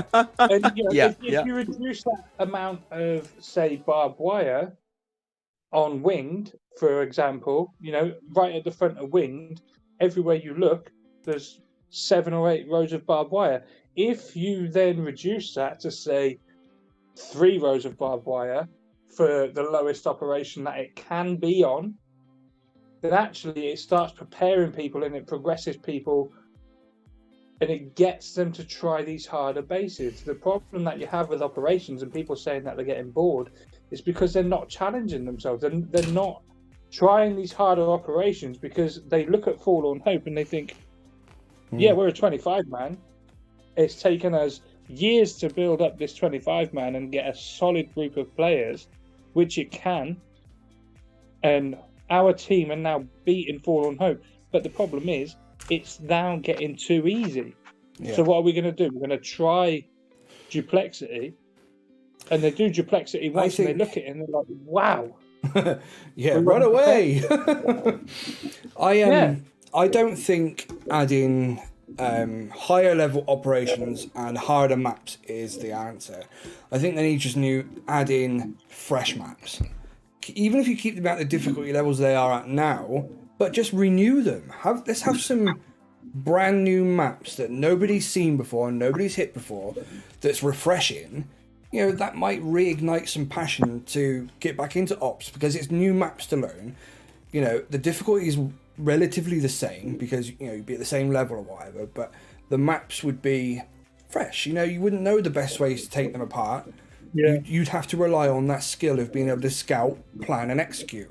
Whereas right now, all you need to do is execute, and everybody's executed so many times. Right now, it's just roll repetition. The op and, you know, just by the names, you know that you've got the solo. I mean, we've got a barracks in here. You know, we got dredge. Don't even need to scout them anymore.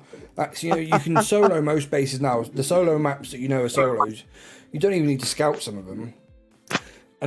Shish and Pabuco have both said, why introduce DX lower? We need new op maps. I don't disagree on that at all. We do need new op maps. But my point of introducing DX to the lower maps is, if you look at the tier system of operation maps, and this was something that's been going on for years, you look at it and it's always done in a really structured way. So there's certain maps like Callisto you will never see on Stronghold, but you can see it from Choke Point all the way up to Forlorn Hope. Yeah. And there's always been a tiered system based on sort of a difficulty level where it's moved up throughout the game. And the further on up the game you get in operations, that map has a sort of a set level of whether it's easy, medium, hard. I don't see any reason why we can't do that with the X maps to prepare people for when they do move up. Yeah, that's what I mean. don't see any reason why DX maps can't start coming in from, say, Curtain Call or Dead End. Maybe Strongholds too low. Curtain Call might be pushing it. You know, I think if we started seeing, the DX bases on Dead End, that would be a little bit refreshing. I would say from Deep Cut, because if you look at it from Deep Cut, then the 10-man leaderboard changes instantly. Yes, no, it does. Can you imagine if you rolled, a Curtain Call, and what do you get on Curtain Call now? Is it 5, 6 bases? Six bases. 6, and let's say 3 of those 6 bases are dual core bases as a 10-man. I mean, that completely changes the dynamics of what you go for to get your FP, your force points. I like it. I do. Would there be a way of just only being able to roll a maximum of 1 dual core base on Curtain Call? Yeah, well, yes, something like that might be needed, especially that's already a thing on Duplexity. Or 10-man. You already get that on Duplexity. You can only have, I think, 4 double core. 4, right? Yeah, 4. And why not then do that as? Why does that have to be a DX map? Why can that not be a new map? Why can you not take Manticore, for example, and just add another core to it? Yep. Yeah. If you take. Yeah, but you could. No, yeah, good. I like that. I mean, I know it'd be a little bit more work. How many different operation maps are there? Does anybody know? What is like the total number 40 plus, isn't it? The total number if of you give me 5 minutes, I can definitely find out exactly. Because what's the next point on the list? The next ruled out on the. Is there a? Was it after walls? A lot of. I've seen quite a few people saying about. Hidden mines.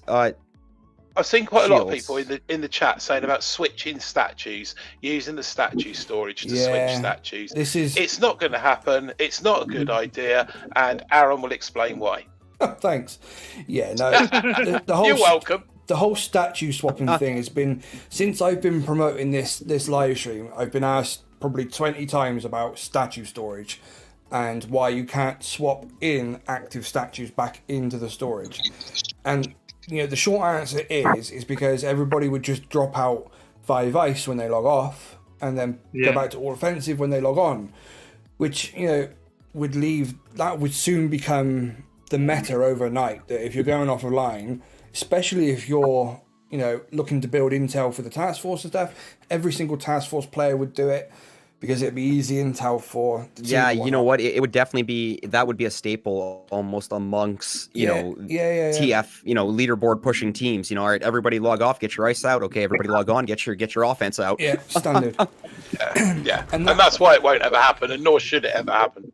And that would just, I agree. That would just become really, I don't know, dull, with everybody having the same statues out all the time. You'd either be lucky and find someone who's got all offense out, or they've been on long enough that you can attack them while they're online, or everybody. Looking at it from the VP pusher's point of view, Pangtastic in the chat right now saying, switching statues is fine. It would be good to place more ice in PvP to make it challenging. Now, I think that would definitely only benefit the VP pushers. The casual players, they're going to get absolutely, fed up and furious, if every time they go into an attack, they're dealing with 5-6 ice. And it's those. I do agree with Pang, though. I do like the idea, though, of for the VP pushers. But it's those casual mid-level players that we ideally need to convert them to addicts like us.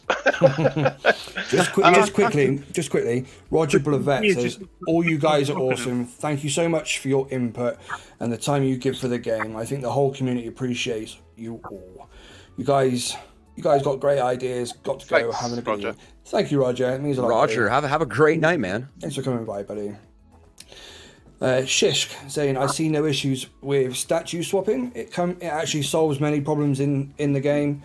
intel comes from defense and offense, which is a valid point. It would certainly. Yeah, that's true. Yeah, that's good point. Well presented. It would. There's a lot of alleviate intel some- that does come in from defense. If you're putting out 5 ice, there's a good chance every single one of those attacks you're bringing in intel. Yeah, for sure. Yeah. I mean, Martin's saying even 10 ice statues is easy to beat with the right boosted offense. Beating players with 11 boosted ice is easy when you've got 11 boosted offense. do it with just 3 offense. Do it with 3 statues. offense. Yes, Or exactly. less, There you or go. less, and then Is Rudy still in the chat? I'm sure he can tell us all about it. yeah, because that's a completely different ball. You know, completely different game altogether. Playing with only 3 offensive statues taking down players with 11 boosted ice. It's not so easy then. Swapping statue makes VP pushing with 3 offense useless.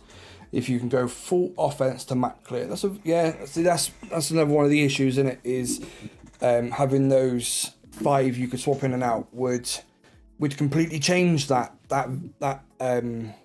relationship with the ice, because it would become, I mean, like we were just saying about with 11 offense taking down boosted ice is easy. So giving the ice players at the top of the leaderboard the opportunity to swap out 5 extra offense when they're map clearing, that would be a huge game change for the VP pushing community, wouldn't it? Statue swapping allows VP pushing, op hitting, and crabbing all on the same account. Yeah, that's true. That is true. Well, that's also the main reason why multiple players will have multiple accounts. You know, you have one account that is your crab account. You have one account that is your op account. You have one account that is your VP account. You know, if you do take it that seriously.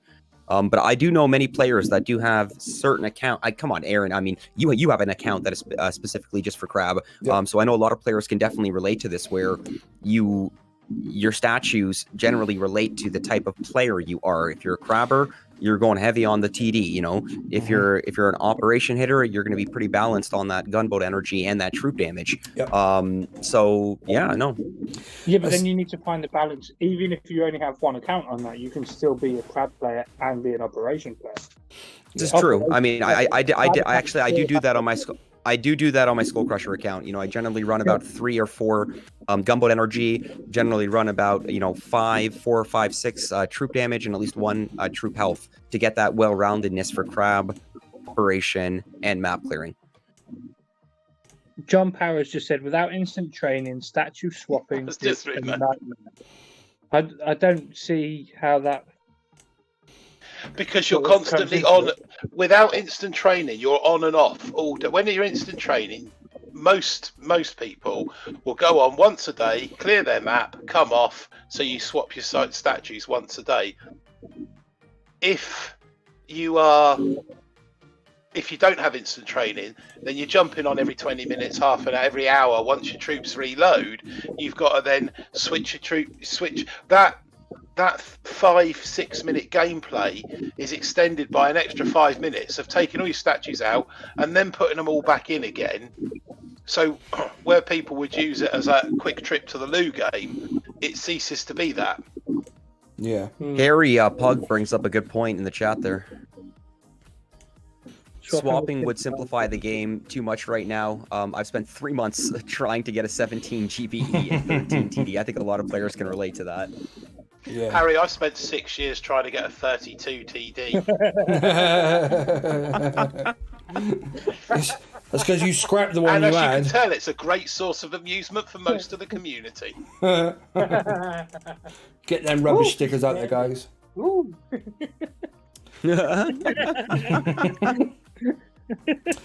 Actually,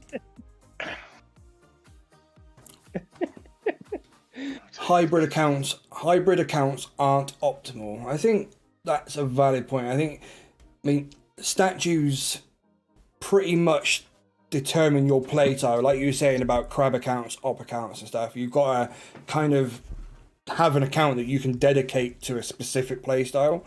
But then there's just sort of like a general play style that the players who do a little bit of everything but don't specialize in any particular given area. I think those players are the ones that would maybe benefit most out of being able to swap statues, because they'd be able to change their statues up for Crab Weekend to go heavy on the troop damage if they wanted to, and then go back to their balanced loadout line.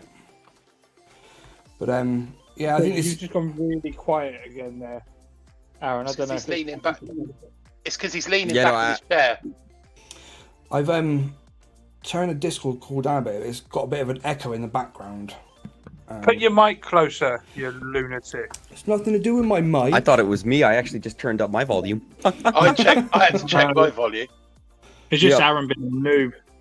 No, it's not that. What's happening, Rec? Welcome to the stream. What's up, Rec? It sounds like you guys are in a fish tank. The subject of hybrid accounts not being optimal. It depends on that, because if you're sort of a mediocre crab pusher, who I say mediocre, if you're hitting top 500, you can also use that crab account for operations at the highest end anyway. Yeah. Because your crab account, that could be, say, 173, for example, is fantastic on duplexity. Because all that troop damage is brilliant for the free snipes. Yeah. So it all depends on how you play. Hybrid accounts may not be optimal in a 10-man pushing the leaderboards on dead end, but they are optimal for certain hits on DX or certain hits on... So, I mean, every player's got their play style. A free snipe on hardcore. Yeah. One of the things that keeps coming up is about different task forces doing different ops and how it's different for every task force. You know, a 10-man doing deep cut is completely different ball game from a 25-man doing dead end, obviously, which kind of brings us on to a topic we've not touched on, the task force search engine. Discuss. That needs to be fixed. It's not something that's in the ruled out list, but I think that it's something that most max players will be so happy to. Even Johnny, even Rex saying in the chat, Nuno, are you there? Task force search engine at the moment is, well, it's broken to non-existent. Yeah. We need greater filters. We need to know who's doing 30-30. It needs, I don't know whether the dead task forces can be removed, but certainly in terms of looking for an active task force that fits the bill of what you're looking for as a player, it's a very, very difficult challenge to come up with. Yeah. Well, almost if there was a way where after, let's say, if, in the programming or, the software, or whatever, if there was a way after a set amount of time, if the task force is dormant or not dormant, is essentially, I guess dormant, yeah. And, it's not active, after 6 months or 1 year, it gets removed or something like that. Because I do agree with you guys, there's a lot of dead space in that TF search engine. Yeah, for real. And they tend to be mostly the ones that come back and get returned when you look for a task force. I know that my first task force I left 4 years ago, and if you search for it, it's still available now. And the nine... Well, Martin Dell says dead TFs, as far as I know, are removed. My old one is no longer there. You're not able to delete TFs, are you? Like completely remove them from the game? As far as I'm aware, and I think Aaron might correct me on this, if he gets his mic sorted out. I can't hear him. Nobody in the team, that's when it gets removed. Yeah, if the leader kicks or removes everyone, and then the leader leaves, so the team is empty, then the team gets removed. I think it has to be set. So there is. I think it has there to be is set a dynamic closed. for it to actually happen. Then. I think it has to be set to every player, first. the team has to be empty of players. Yeah. I can see Aaron on screen and I can see his lips flapping, but I've not heard his voice on this call for quite some time. Can you hear me now? Aaron, you either need to turn your mic up or get on Discord and reboot it or do something? I've Because just done that.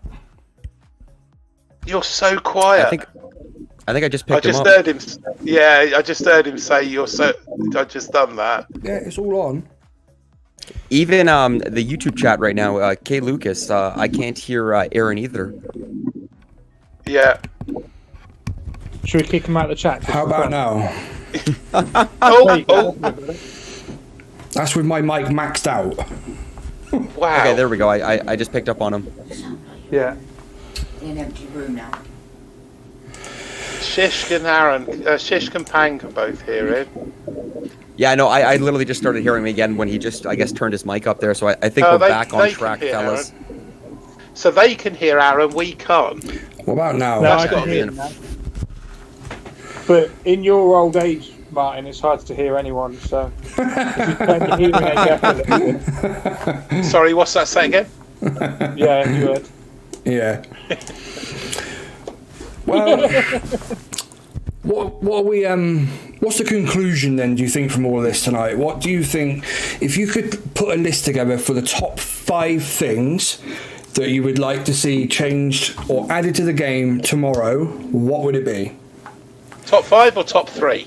Let's do top 5. Come on then, chat. Let us know what you think. Top 5 things you would like to see added or changed in the game. I'm gonna give my number 1. Number 1, ultimately, we need warship deck layout save option. At least 2 or 3 of them.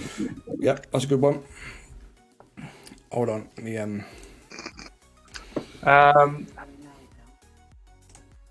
New operation match, I would say, and harder, lower operations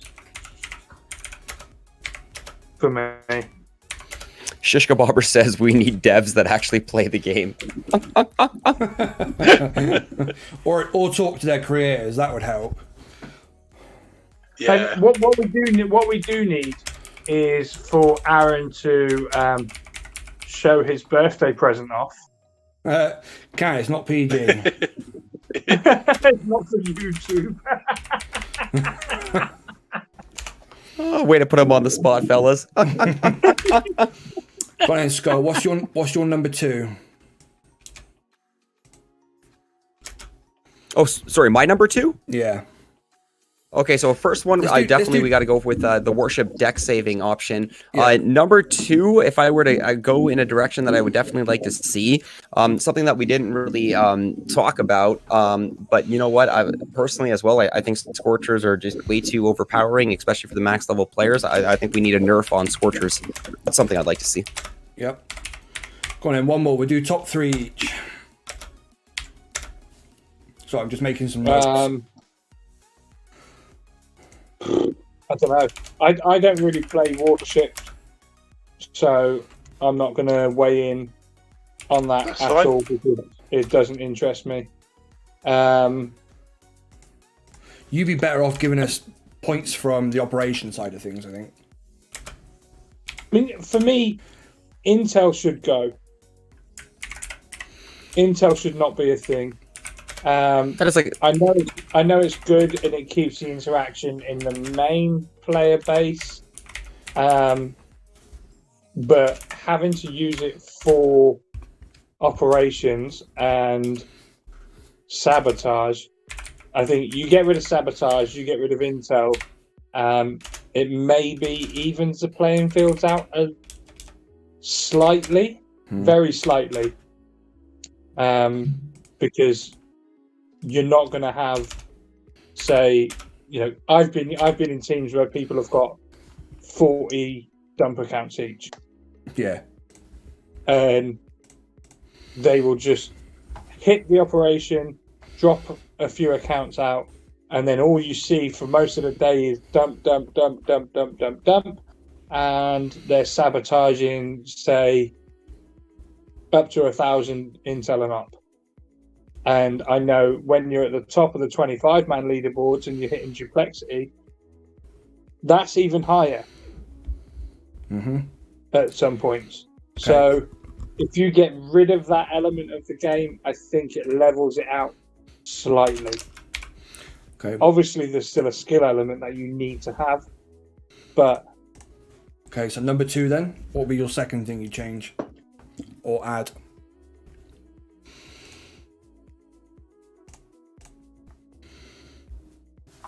Beast. everyone's gone quiet. Intel for War Factory. Oh, that's good. He's asking you, Beast. He's asking you, Beast, what your number 2 is. I don't know what my third would be. Better, not better trader deals, better shop deals. Because in the store, the deals are just utterly ridiculous. And They are stupid. They really are. That's one thing I would agree on. That says 8 blue, green, red, and purple shards. I mean, who wants to buy $5.99. who wants to buy a shard bundle after we've just had crab for a weekend? Yeah. Who's doing There that? needs to be more thought going to the store. Yeah. I'll The tell special you offers aren't who very the player coming into play who just missed Crab Weekend and just saw the bundle. Yeah. If you look at those bundles, I wonder what percentage of players actually buy those, and I'd be really intrigued to see, because You know what? I put think that's money- been.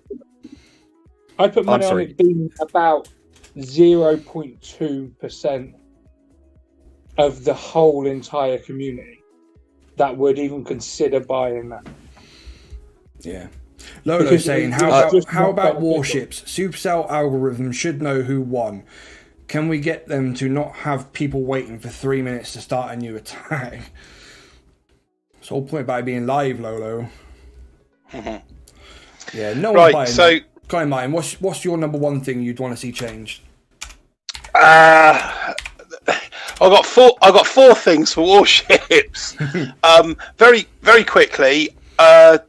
Base saving, like Skull said, the ability to share attacks, the option for deck layouts each time you upgrade an ER, so you get a choice of 1 or 2, and fourthly, varied times for the time that Warship starts. So obviously for us in the UK, it starts here at 8-9 o'clock in the morning, depending on daylight savings. But for other parts, I believe for you, Skull, it's what, 3 a.m. Boys, I've done 22 seasons for the seasons that I've actually gotten up of playing at 3 or 4 a.m. Yeah, Not once have we had a rotating start time. Give us in North America a break for once. There's my Having rate. it start at the same time for everybody is fine. That's ideal, but it shouldn't start at the same time every time for everybody. It should rotate so that people in North America get a chance to start at 5 o'clock in the evening when they get home from work. So my other 2, so that's my Warships changes. Task Force search engine, I'd love to see that change. Definitely needs a mix, and smaller IT packages, as we discussed earlier, like a 24-hour package, a 2-day, 3-day package, a 7-day package. Those would be the ones that I'd want to see kind of put in as soon as possible. Cool. Yeah, I agree with you on that. Any others you think we should add? What about you guys in the chat? What ones would you think? What is there that you think should, or would you like to see added? I think the IT one would have a dramatic effect in people. People would buy it for crab. People would buy it for a weekend when maybe their missus was on a hen do or something like that. It would introduce people, or their husbands are on a stag do, you know, in the light of equality and all that.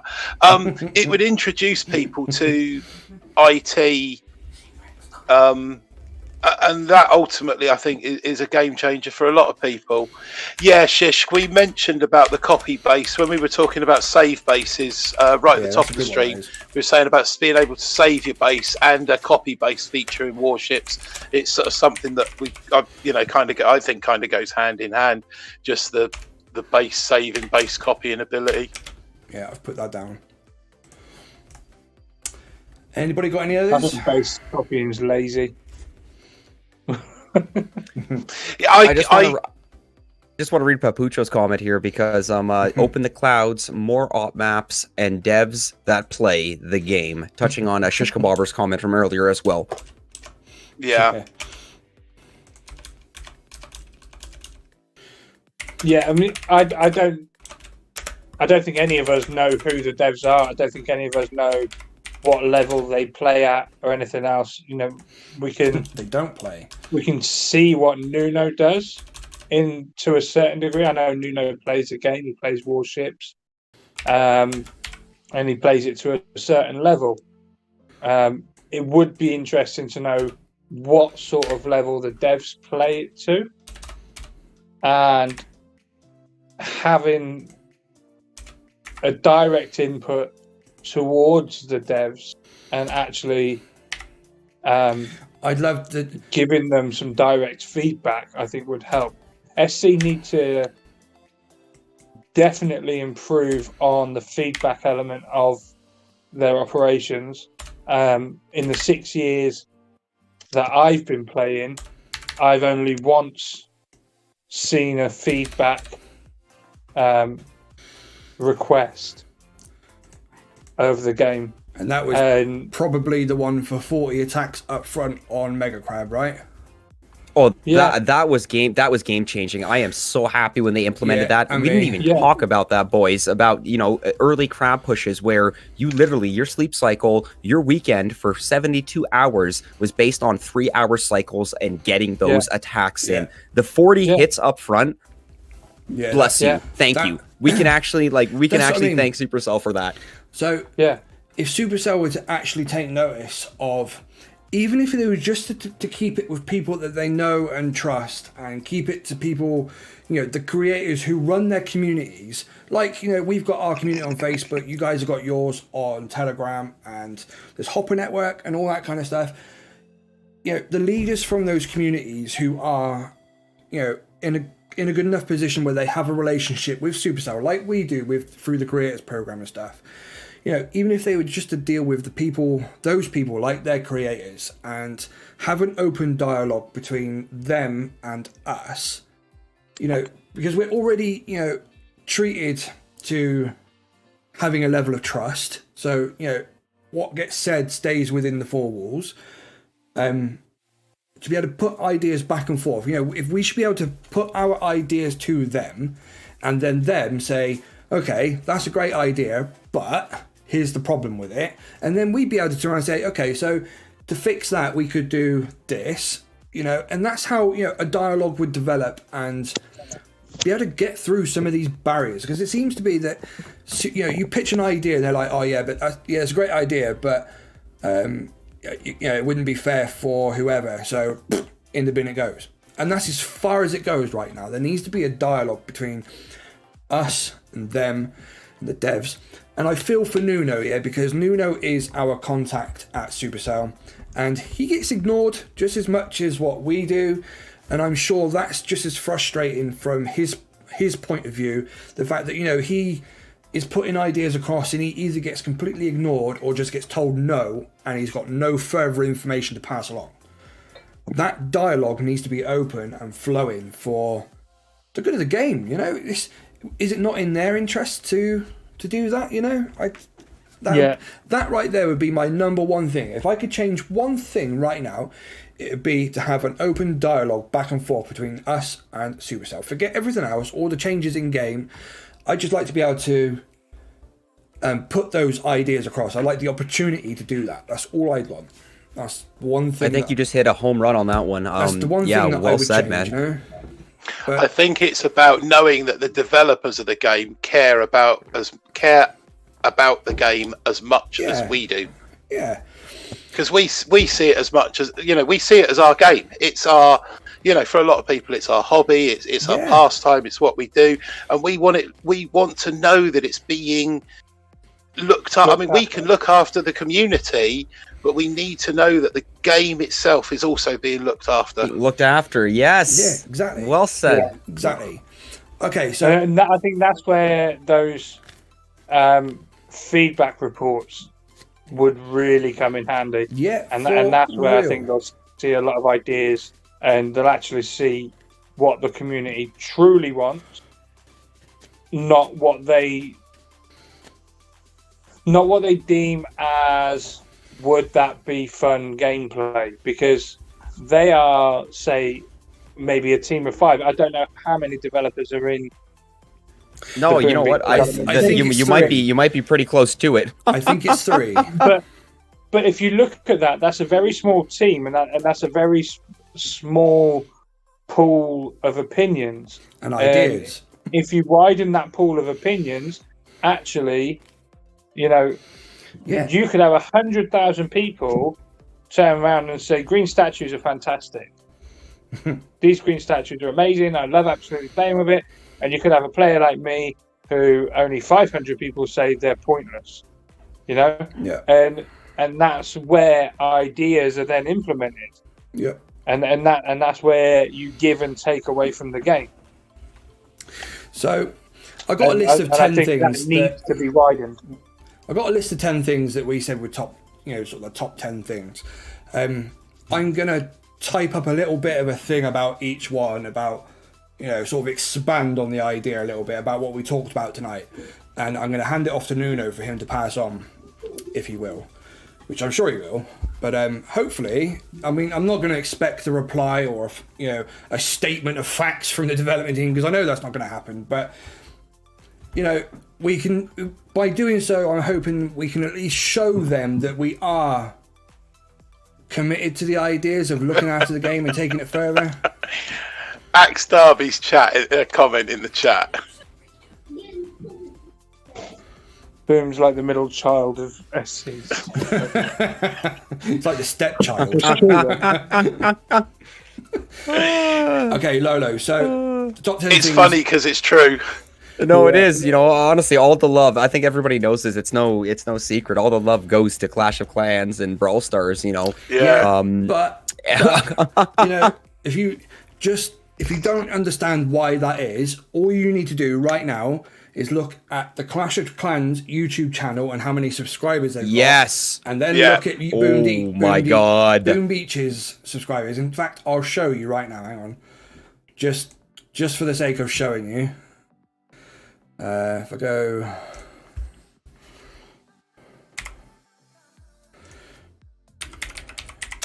I think Ben's just said at the end of the day, if we didn't care, we wouldn't bring ideas up. And I think this stream tonight has shown just how much. I mean, all right, I think we peaked out at about 75 people watching. I think I saw a little bit higher, but yeah, definitely around there. And that right there. But the fact that we've just thrown this together, it's only been advertised really on we've only shown it amongst our Facebook view.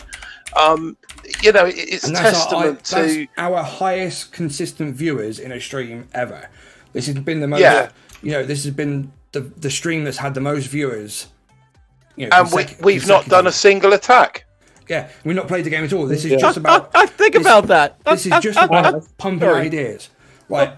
We've literally spent 2 hours talking Boom, and people have been engaged, and there's still so much more to cover. And not only have people been engaged. I mean, let's be real here. I mean, we didn't even invite Nunu to come join us. We actually have the community manager pop in, acknowledge what we're doing, acknowledge that he's listening to our concerns, acknowledging questions in the chat as well. Yeah.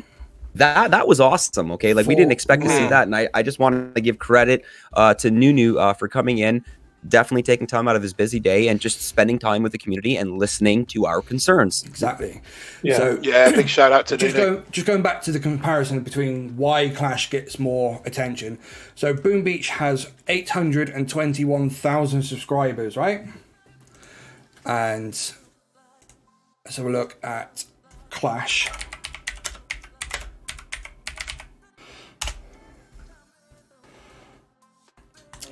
Find the channel. First man with a donation. Much appreciated, bud. Much appreciated. Fez man. Right on. If I can find the actual channel.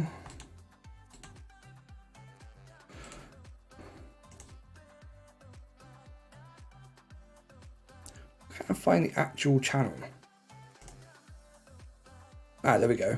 Is that thing still going on where the YouTube icon is missing from their page? Yep. Okay, so Clash of Clans has 17.2 million. Wow. Doesn't Brawl Stars have more? Go away. Clash of Clans has I guess I'm a 17.2 million subscribers, and we have less than 1 million. And that right It's there funny. is why Clash gets a lot more attention than Boom does. It's funny. In the middle of the stream, there was a comment from someone saying about mid-level players find it difficult and quit. And this week at work, I was talking to a guy that I work with who plays Clash of Clans, only casual, but he tried Boom Beach. He said he got to HQ 14, about level 45, and then the game got too hard and he just stopped playing it.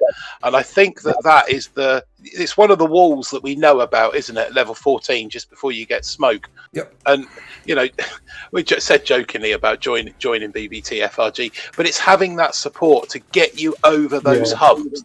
Because once you get to be max, once you are a maxed player, you really do see the value of that instant training. You know, £10 a month, $13 a month. It doesn't equate to much more than a couple of beers in whatever country you're in, I don't think. Yeah, for sure. I do think on that subject, though, when you're a mid-level player, you're obviously playing it to a certain degree to be able to push that far, and it takes about 6 months or so to get to HQ 14. 6 months to a year, depending on how heavy you play it. Yeah. So if you're playing it, what we really need to see, and I see Nuno back in the chat now, and I think what we really need to see is more push notifications on videos. And if you see push notifications on videos, actually you're more likely to look at it because you've got that icon in the corner and your curious mind instantly says, what's this notification for? And eventually you're going to look at it. And I think if that's pushed that little bit more, then you'll see more engagement across the community. And if you see that engagement go up, you'll actually see your player attention go up as well at the same time. Danny, just very quickly, Boom Beach Tactics Forum. Yeah, no, it's because he's typed it around the wrong way. Boom Beach Tactics Forum and Recruitment Group is what it stands for. It's our Facebook group, and it's where we kind of started, just as a recruiting source for task forces. But we've kind of grown many a little months bit ago. Yeah, grown a little bit since then. Yeah. And now we're here to try and help all Boom Beach players, well, no matter what level they are, what level of ability they have, or what level they are in the game. We're just there to try and help. If you love Boom Beach, we're for you. It's as simple as that. Yeah. Yeah, and you know what? I just want to add on. I just want to add on to the fact that I'm a big fan and supporter of the BBTFRG. You know, I think what you guys do in the community, with fun ops and bringing the community together, for the love of a game that we all just absolutely love to hate at times as well, but absolutely love. I think it's amazing. I wish you boys keep doing what you're doing because I think it's absolutely viable and necessary for this community. And thank you, BBTFRG. As long as Supercell keep producing the game, we'll keep doing this. Yeah, for sure. Yes, sir. Thanks, Shish. I hope so too. I hope that I want to say doing things like this. Thank you to the community on this as well, though, because we built the group on Facebook. And actually, if you go on our group on Facebook, there's very little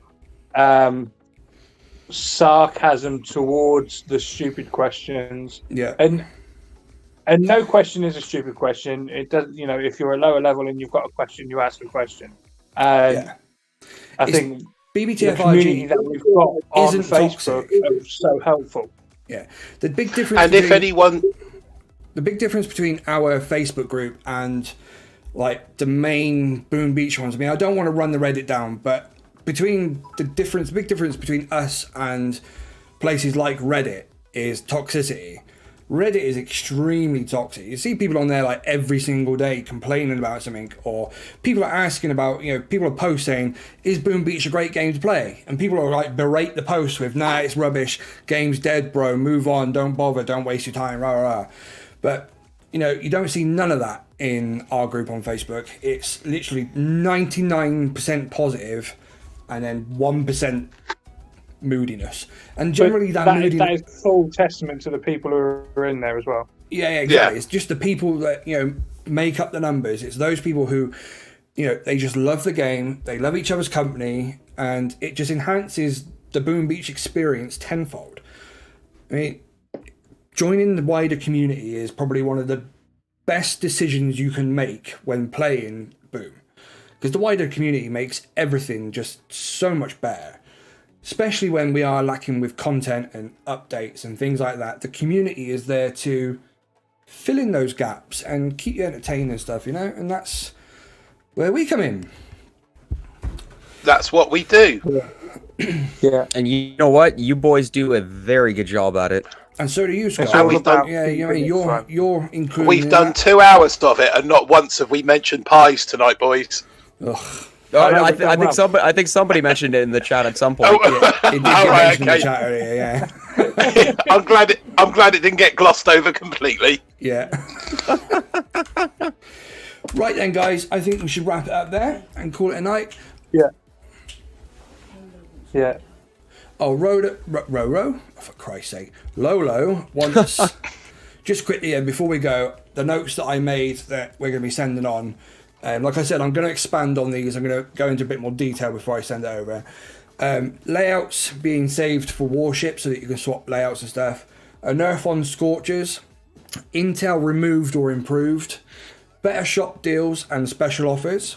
Things like instant training and stuff like that. Warship replay shares in the Task Force chat. Deck layout options. The multi-node style options for warships, so like whether it be the boosts or the choice of deck layouts when you open an AR. Variable start times for warships for the guys like Skull who warship starts at stupid o'clock in the morning. Instant training deals. Task forces search needs to be refined, and maybe some new maps, something there with operations and Mega Crab. And then the copy base feature for warships in particular. So those and some of the general ones that we went over earlier, I'm going to put into like a word paragraph, a couple of paragraphs or whatever, and hand that over to Nuno for him to pass on to the dev team. And then obviously with that will go the link for this stream so that they can come back and watch the stream as well. Hopefully. I have no doubt that he'll be watching this. We'll see. I have my doubts. As I'm sure everybody does, that it'll get watched by them. But if you don't send it over and you don't ask and you don't try, we will never know. So this is us taking action to try and make something happen, rather than just going on Facebook or on Telegram and crying and complaining. We're actually going to, put the effort That's in. Our next plan. Yeah, if this doesn't work, don't tell them plan B. If this doesn't work, we'll be on Facebook crying. I'll see you there. But this is us trying to make an effort to get you guys engaged and get your opinions and your views and all the rest of it, so that we can sort of compile it, ship it over to them, use our platform and our relationship with Supercell to that advantage, and just try and make something happen for us all. All we want, Supercell, is some content. Sort it out. Keep it fresh. That's what we want. We want to keep it fresh, and we want to keep it fun. Yeah. So, big shout out to everybody in the chat tonight who come along. I know there's a lot of new faces in here tonight. People who are obviously passionate about the game. Otherwise, you wouldn't be here, which is absolutely awesome. Big shout out to Scully for coming on call with us. Much appreciated. Yeah, big shout out, Skull. And if there's any of you out there in the chat who haven't subscribed to Skull Crusher at Boom Beach, which I'd be very surprised if there's a link in the description. But if you haven't, get over there, hit that subscribe button, and set the alarm. There's a link in the description, and I've just put the command out in the chat as well. So make sure you head over to Skull's channel, crush that subscribe button for him.